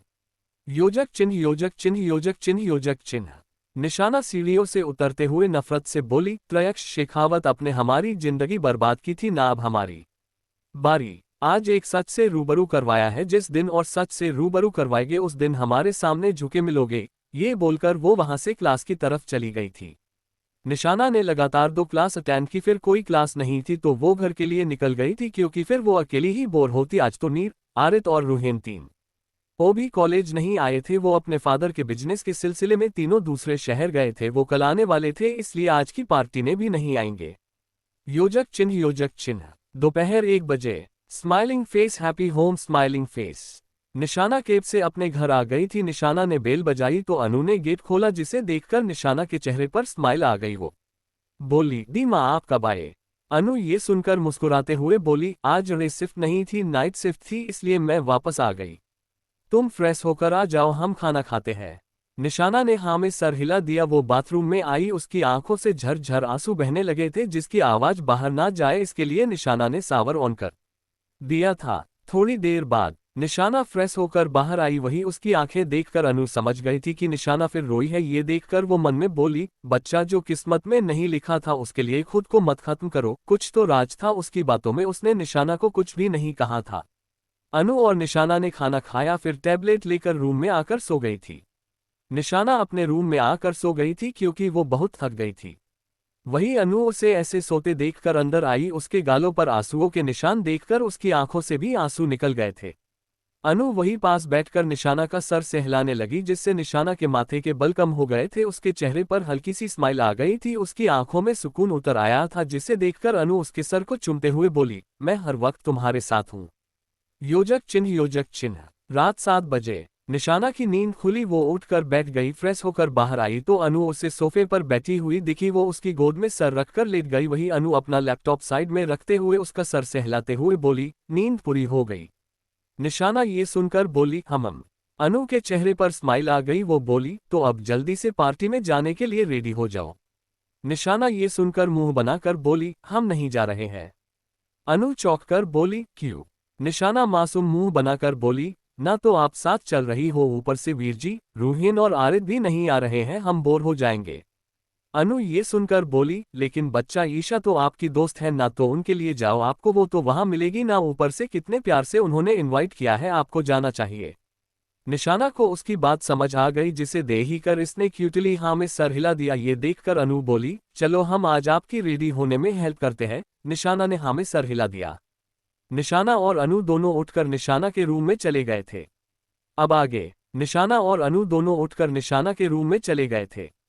योजक चिन्ह योजक चिन्ह योजक चिन्ह योजक चिन्ह। 7 बजे। इंटरनेशनल एयरपोर्ट पर एक अमेरिका की फ्लाइट लैंड हुई और थोड़ी देर बाद एक शख्स जिसने ब्राउन कलर का बिजनेस सूट पहना हुआ था, 6 फीट हाइट, उम्र यही कोई 23-24 साल, काली आंखें, जेल से सेट किए काले बाल, चेहरे पर हल्की सी छोटी ईयर्ड, वो हैंडसम लग रहा था। ये शख्स था जिसका नाम निहाल मल्होत्रा था। निहाल के साथ उसका बेस्ट फ्रेंड मिहिर शर्मा था, वो भी दिखने में हैंडसम था। निहाल और मिहिर दोनों एयरपोर्ट से बाहर आए, जहां पर 2 गाड़ियां खड़ी थी। निहाल और मिहिर दोनों आगे वाली कार में बैठ गए और गाड़ियां चल पड़ी। मिहिर निहाल से बोला, निहाल हमें कहाँ चलना है?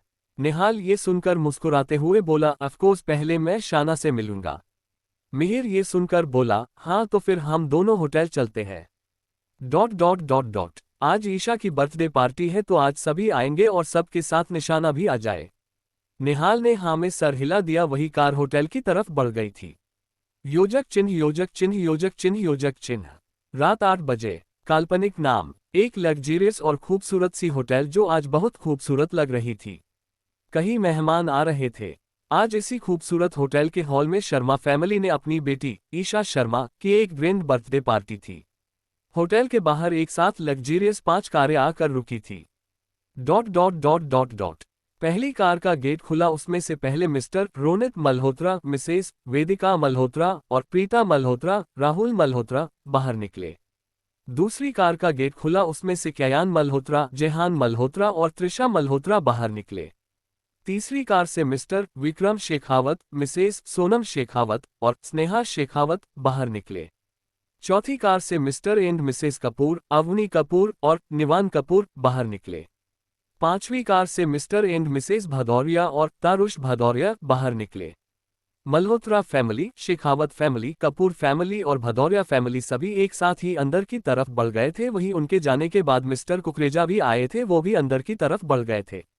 उन सब के जाने के बाद ब्लैक कलर की लग्जरियस कार आकर रुकी। 6 फीट 2 इंच हाइट, उम्र 23 साल, काले बाल, ब्राउन आंखें, हल्का सांवला रंग, पतले होठ, नाक, चेहरे पर हल्की बीर्ड, ब्लैक शर्ट पेंट और कोट, पैरों में चमचमाते काले जूते पहने बाहर निकला शख्स त्रयक्ष शेखावत बाहर निकले और अंदर की तरफ बढ़ गए थे। त्रयक्ष के जाने के बाद 2 और कारें आकर रुकी, उसमें से निहाल मल्होत्रा और मिहिर शर्मा बाहर निकले और वो दोनों भी अंदर की तरफ बढ़ गए थे। योजक चिन्ह, योजक चिन्ह, योजक चिन्ह। हॉल में मिस्टर एंड मिसेस शर्मा मौजूद थे, सब गेस्ट का वेलकम कर रहे थे। ... ईशा की अभी तक एंट्री नहीं हुई थी, तभी सभी लोग अंदर आए। वही मिस्टर एंड मिसेस शर्मा उनसे मिलने लगे थे, आखिर वो सब बिजनेस फैमिली से थे तो एक दूसरे को जानते थे। वही पीछे मिहिर को देखकर मिस्टर एंड मिसेस शर्मा खुश हो गए थे, आखिर 1 साल बाद उनका बेटा जो घर आया था। मिहिर भी अपने मोम डैड से मिला। वही प्रीता जी जैसे ही निहाल के पास आने लगी, निहाल 2 कदम पीछे हो गया और उन्हें इग्नोर कर इधर उधर देखने लगा। मल्होत्रा फैमिली भी निहाल से मिलने के लिए आगे बढ़ी, लेकिन निहाल उन्हें इग्नोर कर आगे बढ़ गया था, जिसे देखकर प्रीता जी की आंखें नम हो गई थी। वही रोहित जी ने उनके कंधे पर हाथ रख दिया था, जिससे उन्होंने चेहरे पर फिर से स्माइल सजा ली और सभी अंदर आ गए थे और गेस्ट से बातें करने लगे थे। निहाल एक साइड खड़ा इधर उधर देख रहा था, तभी मिहिर बोला, निहाल। निहाल ये सुनकर हल्के गुस्से से बोला, देखा इन लोगों को, आज भी शाना को अकेले छोड़कर आ गए होंगे, मैं निकलता हूँ आ रहा घर के लिए। मिहिर ये सुनकर बोला, भाई थोड़ी देर तो रुका रही होंगी, वो पीछे प्लीज। पार्टी में सभी लोग अपनी बातों में मशगूल हो गए थे, सब जो अपनी धुन में बातें कर रहे थे। तभी 1-2 लोगों की नजर गेट पर गई और गेट पर थम ही गई। वो एक दूसरे से बोलने लगे, ये खूबसूरत सी लड़की कौन है? ये तो बिल्कुल एक डॉल की तरह है। हाँ, और कितनी ब्यूटीफुल लग रही है, लेकिन ये है कौन? उनकी बातों से सबका ध्यान गेट की तरफ गया और थम ही गया था। आखिर थमे भी क्यों ना, सामने एक लड़की खड़ी थी।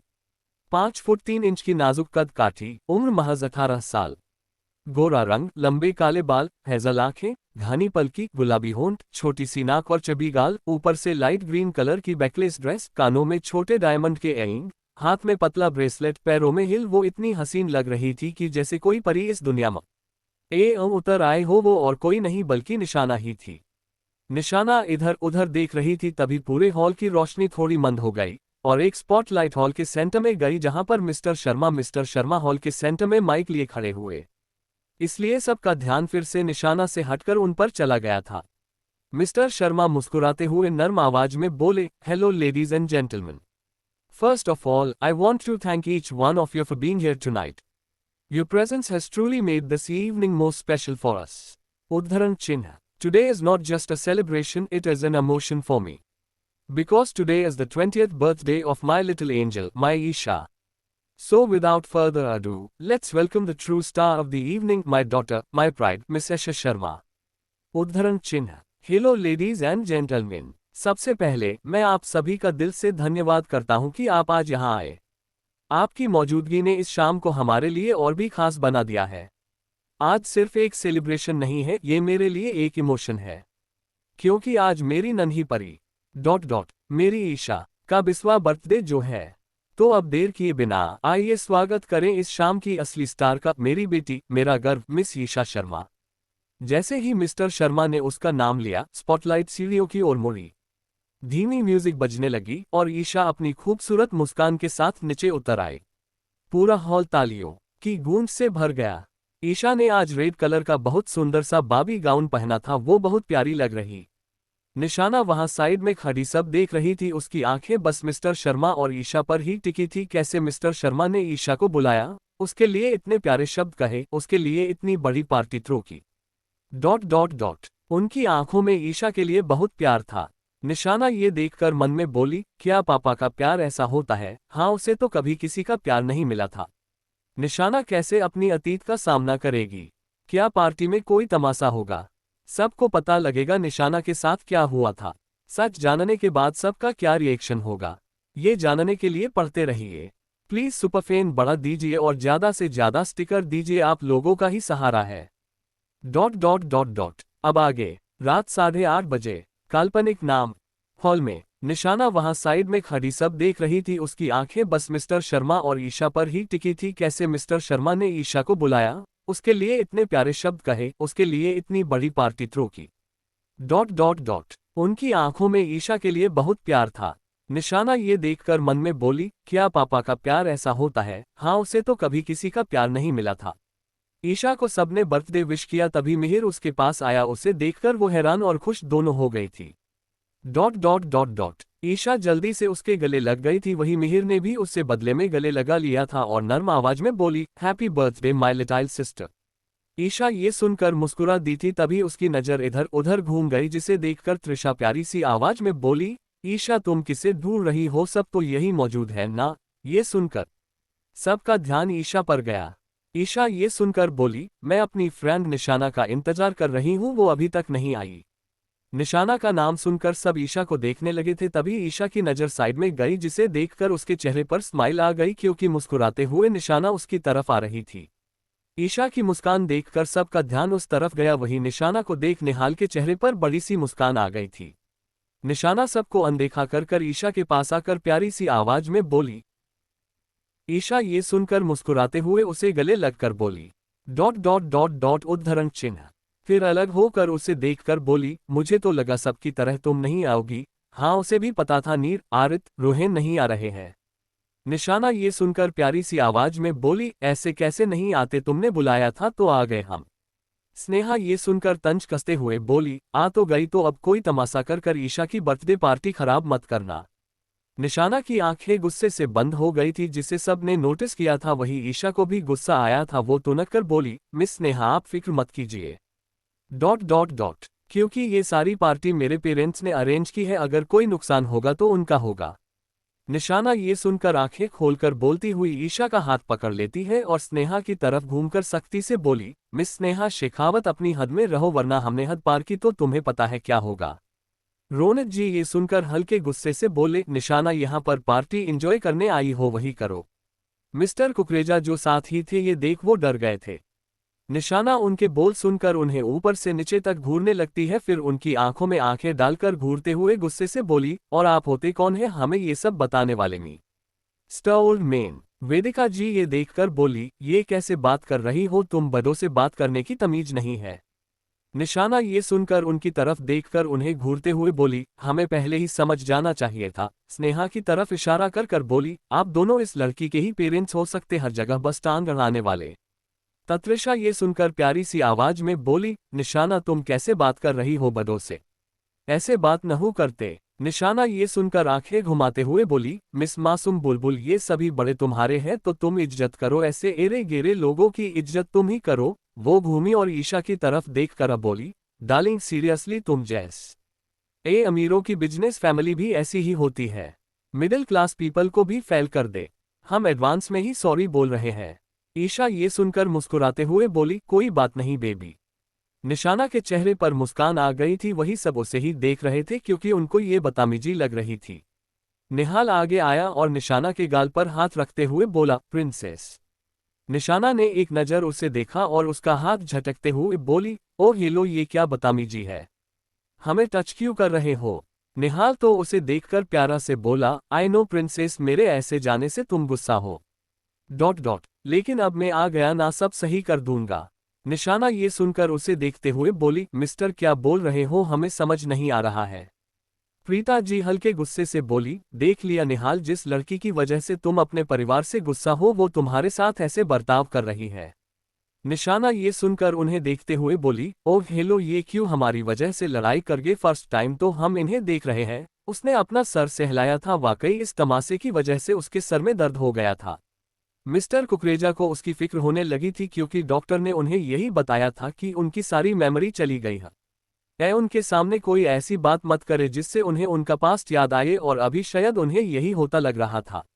निहाल ये सुनकर गुस्से से बोला, आप चुप रहिए। फिर निशाना की तरफ देखकर बोला, प्रिंसेस प्लीज बच्चा ऐसे मत करो, ना मैं तुम्हारा भाई हूं ना मैं। निशाना ये सुनकर उसे देखकर बोली, मिस्टर आप जो भी बोल रहे हो हमें कुछ समझ नहीं आ रहा है, आप ये क्या बोल रहे हो भाई, फैमिली वगैरह वगैरह। रोनित जी गुस्से से बोले, निशाना बंद करो अपना ड्रामा। ये कोई घर नहीं है, किसी गेस्ट की पार्टी में आई ही तो उसे खराब मत करो। निशाना ये सुनकर गुस्से से बोली, oh hello mister old man, ये सारी शुरुआत आपकी इस टांगराव बेटी ने की थी, हमने नहीं, हम बस उसका जवाब दे रहे हैं, हमें ब्लेम किया ना, हमसे बुरा कोई नहीं होगा। वो गुस्से से उन्हें घूर रही थी। योजक चिन्ह योजक चिन्ह योजक चिन्ह योजक चिन्ह योजक चिन्ह। निशाना अब क्या करेगी, सबके सामने उसकी सच्चाई आ जाएगी। त्रयक्ष और निशाना के बीच 10 महीने पहले क्या हुआ था, ये जानने के लिए पढ़ते रहिए। रात 8:30 बजे, रीजन लेटर एल काल्पनिक नाम हॉल में। रोनित जी गुस्से से बोले, निशाना बंद करो अपना ड्रामा। ये कोई घर नहीं है, किसी गेस्ट की पार्टी में आई ही तो उसे खराब मत करो। निशाना ये सुनकर गुस्से से बोली, oh hello mister old man, ये सारी शुरुआत आपकी इस टांगराव बेटी ने की थी, हमने नहीं, हम बस उसका जवाब दे रहे हैं, हमें ब्लेम किया ना, हमसे बुरा कोई नहीं होगा। वो गुस्से से उन्हें घूर रही थी। वेदिका जी ये सुनकर गुस्से से बोली, हमने तुम्हें यही सिखाया है क्या। निशाना ये सुनकर गुस्से से बोली, मिस टांगराव की मोम, हम आपसे क्यों सीखेंगे, और आपकी सीख देख ली है हमने, बिल्कुल बेकार है। स्नेहा ये सुनकर गुस्से से बोली, ओह हेलो, ये बदतमीजी करना बंद करो मुझसे। निशाना गुस्से से बोली, वरना क्या कर लोगी, अपने सर पर हाथ रखते हुए बोली, सबके सब पागल भरे पड़े हैं, बोल क्या है कुछ समझ ही नहीं आ रहा है। अपने गुस्से को कंट्रोल कर रही थी वो, ताकि उसकी पोल ना खुल जाए, इस चक्कर में उसे सर में दर्द भी होने लगा था, बॉडी भी शिविर कर रही थी। मिस्टर कुकरेजा जो उससे मिलते थे वो जानते थे कि ये बच्ची अब कितनी प्यारी हो गई है, उन्हें अब इन बाकी लोगों से ज्यादा उससे लगाव था। क्यायान गुस्से से बोला, ये अनजान बनने का ड्रामा बंद करो। जेहान गुस्से से बोला, तुम्हारी सारी असलियत हम जानते हैं, बस अटेंशन लेने के लिए ये अनजान बन रही हो। निशाना का मन किया कि अभी के अभी मुंह तोड़ दे इन सब का, लेकिन उसकी तिरछी नजर मिस्टर कुकरेजा पर थी। उसने सर पर हाथ रखकर हल्का सा लड़खड़ा गई और मन में बोली, अब मामू फोड़ेंगे बम। मिस्टर कुकरेजा उसे लड़खड़ाते देखकर जल्दी से आगे आए और बोले, निशाना बेटा आप ठीक है। निशाना ये देखकर धीमी आवाज में बोली, हाँ मामू हम ठीक है। ईशा ये सुनकर फिक्र से बोली, पक्का शाना ठीक हो तुम। निहाल भी फिक्र से बोला, प्रिंसेस क्या हुआ बच्चा। राहुल जी बोले, कुछ नहीं हुआ, बस हकीकत से बचने के लिए ड्रामा कर रही है। रोनित जी हल्के गुस्से से बोले, ये लड़की हद से ज्यादा बदतमीज हो गई है। वेदिका जी भी बोली, सच में मुझे अफसोस है ये लड़की ऐसी है।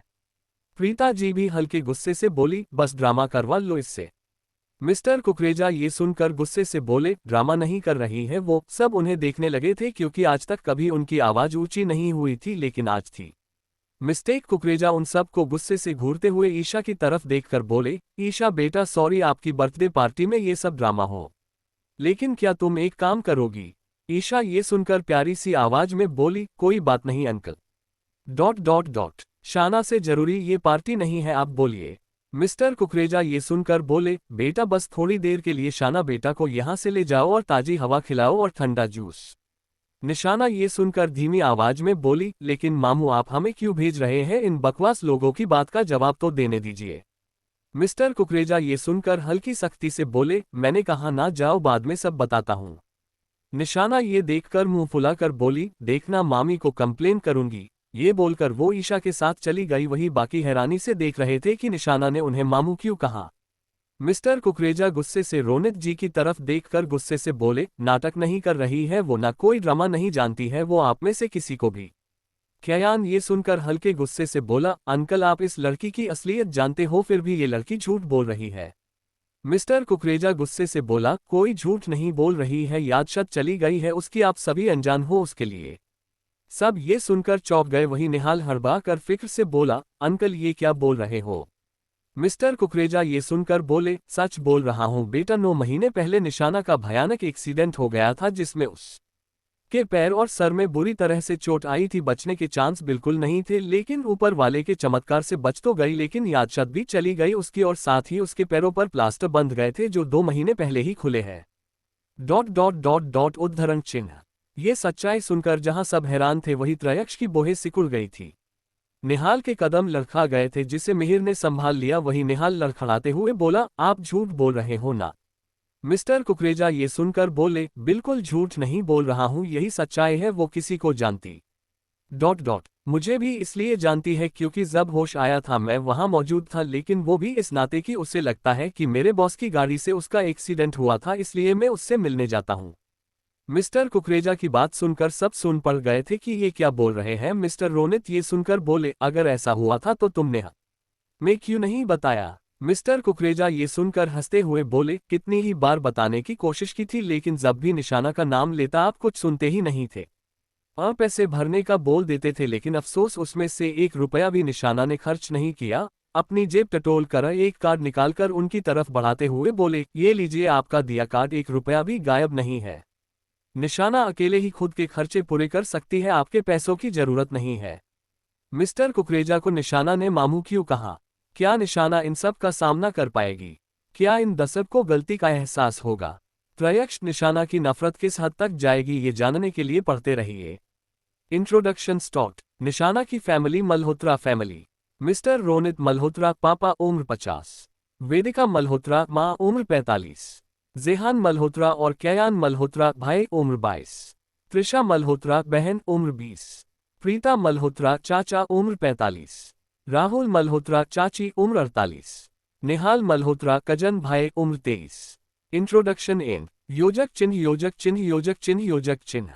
रात 8:30 बजे। रीजन लेटर एल काल्पनिक नाम। हॉल में मिस्टर रोनित की आंखें बंद हो गई थी। वही ये देखकर मिस्टर कुकरेजा आगे बोले, और उल्टा मुझे जॉब से निकालने की धमकी देते या फिर निशाना के अकाउंट में पैसे भरने का बोल देते थे, लेकिन अफसोस उसमें से 1 रुपया भी निशाना ने खर्च नहीं किया। अपनी जेब टटोल कर एक कार्ड निकालकर उनकी तरफ बढ़ाते हुए बोले, ये लीजिए आपका दिया कार्ड, 1 रुपया भी गायब नहीं है। निशाना अकेले ही खुद के खर्चे पूरे कर सकती है, आपके पैसों की जरूरत नहीं है। मिस्टर रोनित की नजरें झुक गई थी। वही निहाल फिक्र से बोला, अंकल इतने महीने शाना ने अकेले कैसे? मिस्टर कुकरेजा ये सुनकर बोले, फिक्र मत करो, अब उसे किसी की जरूरत नहीं है। उसके पास ऐसे लोग हैं जो उससे बहुत प्यार करते हैं, नाम के रिश्तों की जरूरत नहीं है उसे।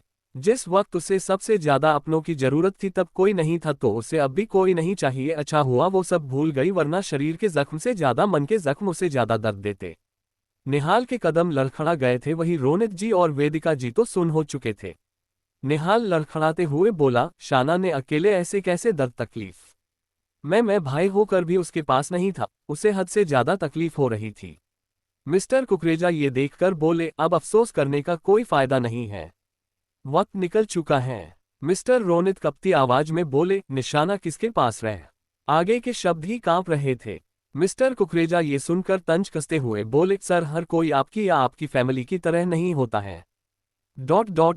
आज भी दुनिया में थोड़ी बहुत इंसानियत बाकी है। वेदिका जी धीमी आवाज में बोली, आप कहना क्या चाहते हैं? मिस्टर कुकरेजा ये सुनकर बोले, मैं ये कहना चाहता हूं कि जिस हॉस्पिटल में निशाना एडमिट थी उसी हॉस्पिटल की एक नाज़नुसा रस्तोगी अनूप ने बिना कोई रिश्ता होते हुए भी निशाना को एक बड़ी बहन, एक माँ की तरह इन महीनों में उसे संभाला है। उसे जरूरत नहीं है आप लोगों की, और जानते हैं वो क्या सरनेम लगाती है? निशाना रस्तोगी। जो भी उसे अनूप से ही मिला है, आप जैसे लोगों की वजह से उसने बस गुस्सा नफरत करना ही सीखा था, वजह भी आप सभी थे। रोनित जी और वेदिका जी का तो मुंह सील गया था। तभी एक आवाज आई, मामू। मिस्टर कुकरेजा ने उधर देखा जहां निशाना जूस का ग्लास लेकर उनकी तरफ आ रही थी। ये देखकर वो चुप हो गए थे। निशाना उनके पास आई और जूस का ग्लास बढ़ाते हुए बिंदास लहजे में बोली, मामू आप क्यों इन टांग अड़ाव लोगों से बहस कर रहे हो? छोड़ो ये सब। हम ईशा की पार्टी में आए हैं, वही एंजॉय करते हैं ना। हम नहीं चाहते कि इस वजह से अंकल ने इतनी मेहनत से पार्टी अरेंज की वो वेस्ट जाए। हाँ आज के लिए इतना काफी था, क्योंकि वो उन्हें इतनी आसानी से नहीं छोड़ने वाली थी। दूसरा वो नहीं चाहती थी कि उसकी वजह से ईशा की पार्टी खराब हो। मिस्टर कुकरेजा ये सुनकर बोले, जैसे आप चाहो शाना। निशाना के चेहरे पर मुस्कान आ गई और वो बोली, वैसे आप यहाँ क्या कर रहे हो?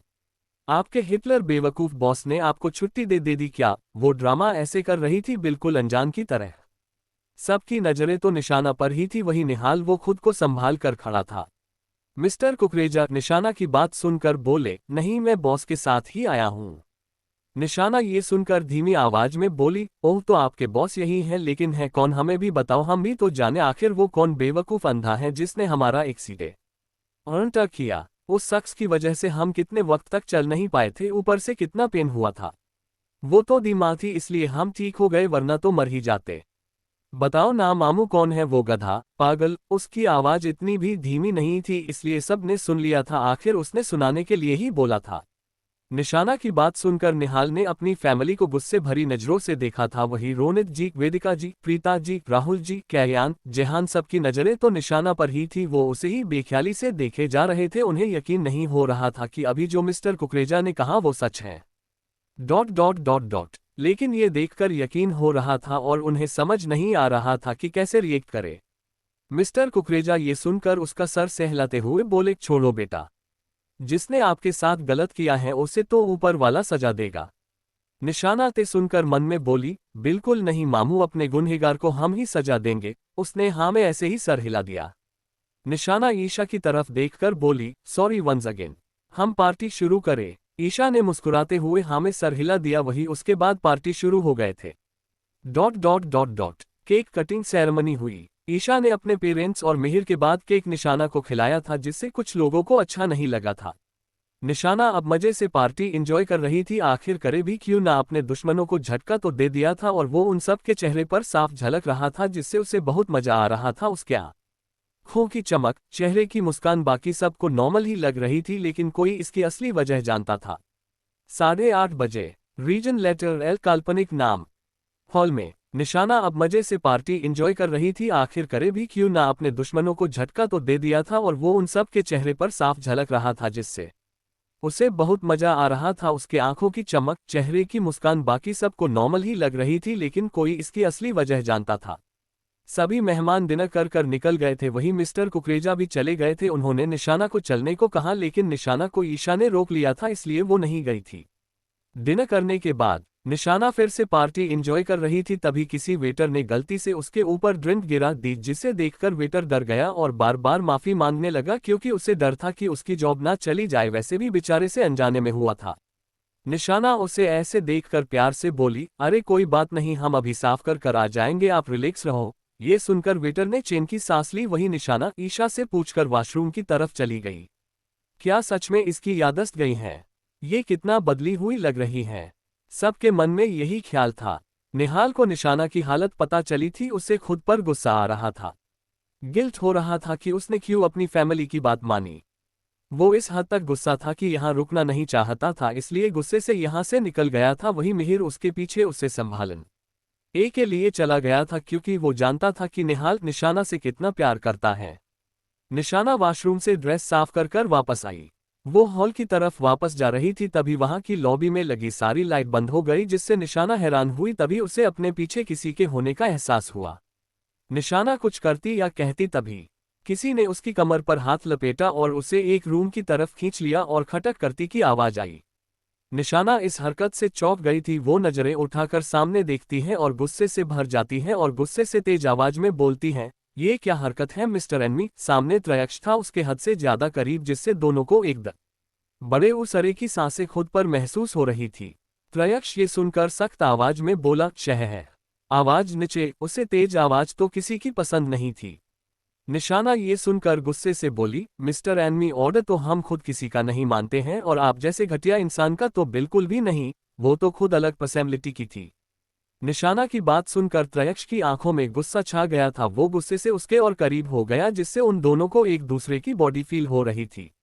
निशाना ये देखकर जल्दी से पीछे होने लगी, क्योंकि उसे ये एहसास बिल्कुल भी पसंद नहीं आए थे। उसे बेचैनी होने लगी थी, लेकिन वो रूम के गेट से टकरा गई। उसे पीछे होने की बिल्कुल भी जगह नहीं मिली थी। त्रयक्ष सख्त मगर गुस्से भरी नजरों से उसकी हरकत देख रहा था, जो पता नहीं क्यों उसे कतई पसंद नहीं आई थी। निशाना उसके सीने पर रखे हाथों से उसे दूर करने की कोशिश करते हुए गुस्से से बोली, दूर हटिए। उद्धरण चिन्ह। त्रयक्ष ये सुनकर अपना चेहरा उसकी तरफ बढ़ाने लगा, जिससे निशाना की आंखों में एक पल को खौफ आ गया था। हाँ, ऐसी चीजों से उसे हमेशा से डर लगता था। त्रयक्ष उसके इतना करीब आ गया था कि उसकी नोज निशाना की नोज से टकरा रही थी। ये देखकर निशाना ने चेहरा साइड में कर लिया। वही त्रयक्ष उसके कान के पास होठ ले जाकर सख्त आवाज में बोला, क्या हुआ, तुम्हें मेरी करीबी पसंद नहीं आ रही है? लेकिन ऐसे कैसे हो सकता है, तुम्ही ने तो कहा था ना कि 10 महीने पहले की बात, तो अब क्या हो गया? वेट मतलब तुम्हें वो बात याद है, बाकी याददाश्त गई है तुम्हारी या ड्रामा कर रही हो? हाँ, उसे तो यकीन था कि निशाना की याददाश्त तो नहीं गई है, वो बस ड्रामा कर रही है। निशाना के कानों में जैसे ही त्रयक्ष की सारी बातें गई वो गुस्से से भर गई थी। जहां थोड़ी देर पहले खौफ नजर आया था, अब गुस्से से लाल हो गई थी। निशाना गुस्से से चिल्लाते हुए बोली, दूर हटिए। उसने अपनी सारी ताकत लगाकर उसे धक्का दिया, लेकिन त्रयक्ष पर उसका कोई असर न बड़ी ये हुआ था, लेकिन वो खुद ही पीछे हट गया था। निशाना गुस्से से उसे उंगली दिखाते हुए बोली, हम क्या करते हैं, क्यों करते हैं, उससे आपको कोई मतलब नहीं होना चाहिए। उसे नहीं बर्दाश्त थी उसकी बातें। त्रयक्ष भी सर्द आवाज में बोला, जो करना है करो। लेकिन याद रखना, अगर मुझसे उलझने की कोशिश की आपने, इस घटिया झूठ में मुझे फंसाने की कोशिश की, तो तुम्हारे लिए मुझसे बुरा कोई नहीं होगा। ये बोलकर वो झटके से उसे खींचकर साइड में कर गेट खोलकर बाहर निकल जाता है। निशाना के कदम उसके धक्के से लड़खड़ा गए थे, वो जमीन पर गिर गई थी, जिससे उसे पैरों में बहुत बुरा दर्द हुआ, उसकी आंखों में नमी आ गई थी। निशाना नफरत से मन में बोली, त्रयक्ष शेखावत, जितना दर्द अपने मुझे दिया है उससे कहीं गुना ज्यादा दर्द हमने वापस नहीं लौटाया, तो हम भी निशाना नहीं। वो जितना अपने पुराने जख्मों को याद करती उसे उतनी ही तकलीफ होती थी। निशाना ये बोलकर उठकर खड़ी हो गई और हल्की लंगड़ाते हुए बाहर चली गई थी। रात 10:30 बजे रीजन लेटर एल काल्पनिक नाम हॉल में निशाना नफरत से मन में बोली, त्रयक्ष शेखावत, जितना दर्द अपने मुझे दिया है उससे कहीं गुना ज्यादा दर्द हमने वापस नहीं लौटा, या तो हम भी निशाना नहीं। वो जितना अपने पुराने जख्मों को याद करती उसे उतनी ही तकलीफ होती थी। निशाना ये बोलकर उठकर खड़ी हो गई और हल्की लंगड़ाते हुए बाहर चली गई थी। निशाना रूम से बाहर निकली तभी उसने खुद को हवा में पाया, जिससे वो हड़बड़ा गई थी कि उसे कौन गोद में उठा सकता है। निशाना जल्दी से देखती है तो हैरान हो जाती है, क्योंकि वो इस शख्स को बिल्कुल भी नहीं जानती थी। अब जानती भी कैसे, उस शख्स ने ब्लैक पेंट, ब्लैक शर्ट और ऊपर black long coat, long shoes, हाथों में ग्लव्स, चेहरे पर मास्क था, बस उसकी ग्रे आंखें दिख रही थी। निशाना एक पल को उसकी आंखों में खो गई थी, लेकिन जल्द ही होश में आई और गुस्से से बोली, ओ हेलो मिस्टर, कौन हो, छोड़ो हमें, नीचे उतारो। शख्स की सर्द मगर गहरी आवाज आई, साइलेंट। वो शख्स उसे लेकर सामने वाले रूम में चला गया। निशाना उसकी गोद से उतरने की कोशिश कर रही थी, लेकिन आखिर थी तो वो छोटी ही तो नहीं उतर पा रही थी। उस शख्स ने उसे रूम में लाकर आराम से बेड पर बिठा दिया और दूर होने लगा, लेकिन निशाना ने उसकी कॉलर पकड़ ली और उसकी ग्रे आंखों में झकाते हुए गुस्से से बोली, कौन हो आप? यहाँ क्यों लाए? शख्स ने उसे घूरते हुए ही उसके दोनों हाथ अपनी कॉलर से हटाए और ड्रार की तरफ चला गया। निशाना को बहुत गुस्सा आया, उसे ऐसे इग्नोर होने की आदत नहीं थी जितना ये शख्स कर रहा था। हाँ, उससे बात ना करना उसके लिए इग्नोर करने के बराबर ही था। शख्स ने ड्रार खोली और उसमें से एक बॉक्स निकाला और निशाना की तरफ आया। निशाना उसे ही गुस्से से घूर रही थी। वो शख्स घुटनों के बल निशाना के सामने बैठ गया, जिससे निशाना हड़बड़ा गई। वो उठने लगी, लेकिन उस शख्स ने उसका पैर पकड़कर अपनी जांघ पर रख लिया था। निशाना गुस्से से बोली, ये क्या कर रहे हो, छोड़ो हमारा पैर। शख्स ने उसकी बात को इग्नोर कर उसके सैंडल खोल दिया और बॉक्स में से स्प्रे निकालकर उसके पैर पर कर दिया, जिससे निशाना की आह निकल गई, क्योंकि उसे पैर में दर्द हुआ था। शख्स जटिल तरीके से उसके पैर को सहलाने लगा था, जिससे निशाना को बेटर लग रहा था। शख्स ने उसके सैंडल को फिर से पहना दिया और धीरे धीरे उसकी ड्रेस को ऊपर करने लगा, जिससे निशाना होश में आई। वो हड़बड़ाते हुए बोली, ये क्या कर रहे हो? शख्स ने झटके से उसकी ड्रेस घुटनों तक कर दी। उसकी नज़र वहां गई जहां से हल्का खून रिस रहा था, जिससे उस शख्स की आंखें लाल होने लगी थी, लेकिन उसने खुद के सर को झटका और जल्दी से उसकी चोट पर भी स्प्रे ऑइंटमेंट लगाने लगता है। निशाना हैरानी से देखने लगी कि उसे चोट लगी थी। ये बात इस शख्स को कैसे पता चली? निशाना उसे घूरते हुए बोली, आपको कैसे पता कि हमें चोट लगी है? शख्स ये सुनकर सर्द आवाज में बोला, I saw your boyfriend push you away and walk away. निशाना ये सुनकर गुस्से से बोली, she is not my boyfriend. I hate him. फिर सोचते हुए बोली, लेकिन गेट तो बंद था ना, फिर कैसे देखा? शख्स ये सुनकर उसे गुस्से से घूर कर देखता है और बोलता, कीप क्वाइट। उसने उसकी चोट पर बैंडेज कर दी और उठकर खड़ा हो गया और गेट की तरफ बढ़ गया। निशाना चिल्लाए, अरे अपना नाम तो बताओ मिस्टर स्ट्रेंजर। लेकिन तब तक वो शख्स निकल गया था। निशाना जल्दी से ड्रेस सही कर उठी और बाहर की तरफ भागी। वो आई तो वो शख्स उसे कहीं भी नहीं दिखा। निशाना कंफ्यूजन से इधर उधर देखते हुए बोली, ये कौन था और इतनी जल्दी कहाँ गायब हो गया। निशाना कंफ्यूजन हो गई थी लेकिन फिर सर झटक कर हॉल की तरफ बढ़ गई थी। उसके जाते ही अचानक सामने वो शख्स आ गया और जाती हुई निशाना की पिट देखने लगा था। शख्स उस तरफ देख ही रहा था तभी वहां उड़ता हुआ एक चमकदार आया और उसने इंसानी रूप धारण कर लिया और सर झुकाकर बोला, राजा तिमिर की जय हो। शख्स जिसे उस इंसान ने तिमिर कहकर पुकारा था उसने उसकी तरफ देखा और हाँ में सर हिला दिया। आदमी बोला, राजा तिमिर हमें यहाँ से चलना चाहिए, हमारा कार्य समाप्त हो चुका है। तिमिर ने हाँ में सर हिलाया और वो आदमी एक चमगादड़ में बदल कर उड़ गया और तिमिर वो वहां से गायब हो गया था। योजक चिन्ह योजक चिन्ह। निशाना बाहर आई, वो हल्का लंगड़ा कर चल रही थी। तभी ईशा उसके पास आई और बोली, शाना क्या हुआ है, तुम ऐसे क्यों चल रही हो। सब आस पास ही थे इसलिए ध्यान चला गया था क्योंकि अब यहाँ बस खास फैमिली एंड फ्रेंड ही थे। निशाना ये सुनकर हाँ में सर हिलाते हुए बोली, हाँ हम ठीक है। ईशा ये सुनकर उसे घूरते हुए बोली, तो फिर लंगड़ा कर क्यों चल रही हो। निना ये सुनकर क्यूट सा मुंह बनाकर बोली, वो हम गिर गए थे तो पैर में थोड़ी चोट लग गई। ईशा ये सुनकर उसके सर पर टपली मारते हुए बोली, पागल लड़की देखकर तो चला करो। निशाना ने मुंह बना लिया फिर बोली, अब से ध्यान रखूंगी।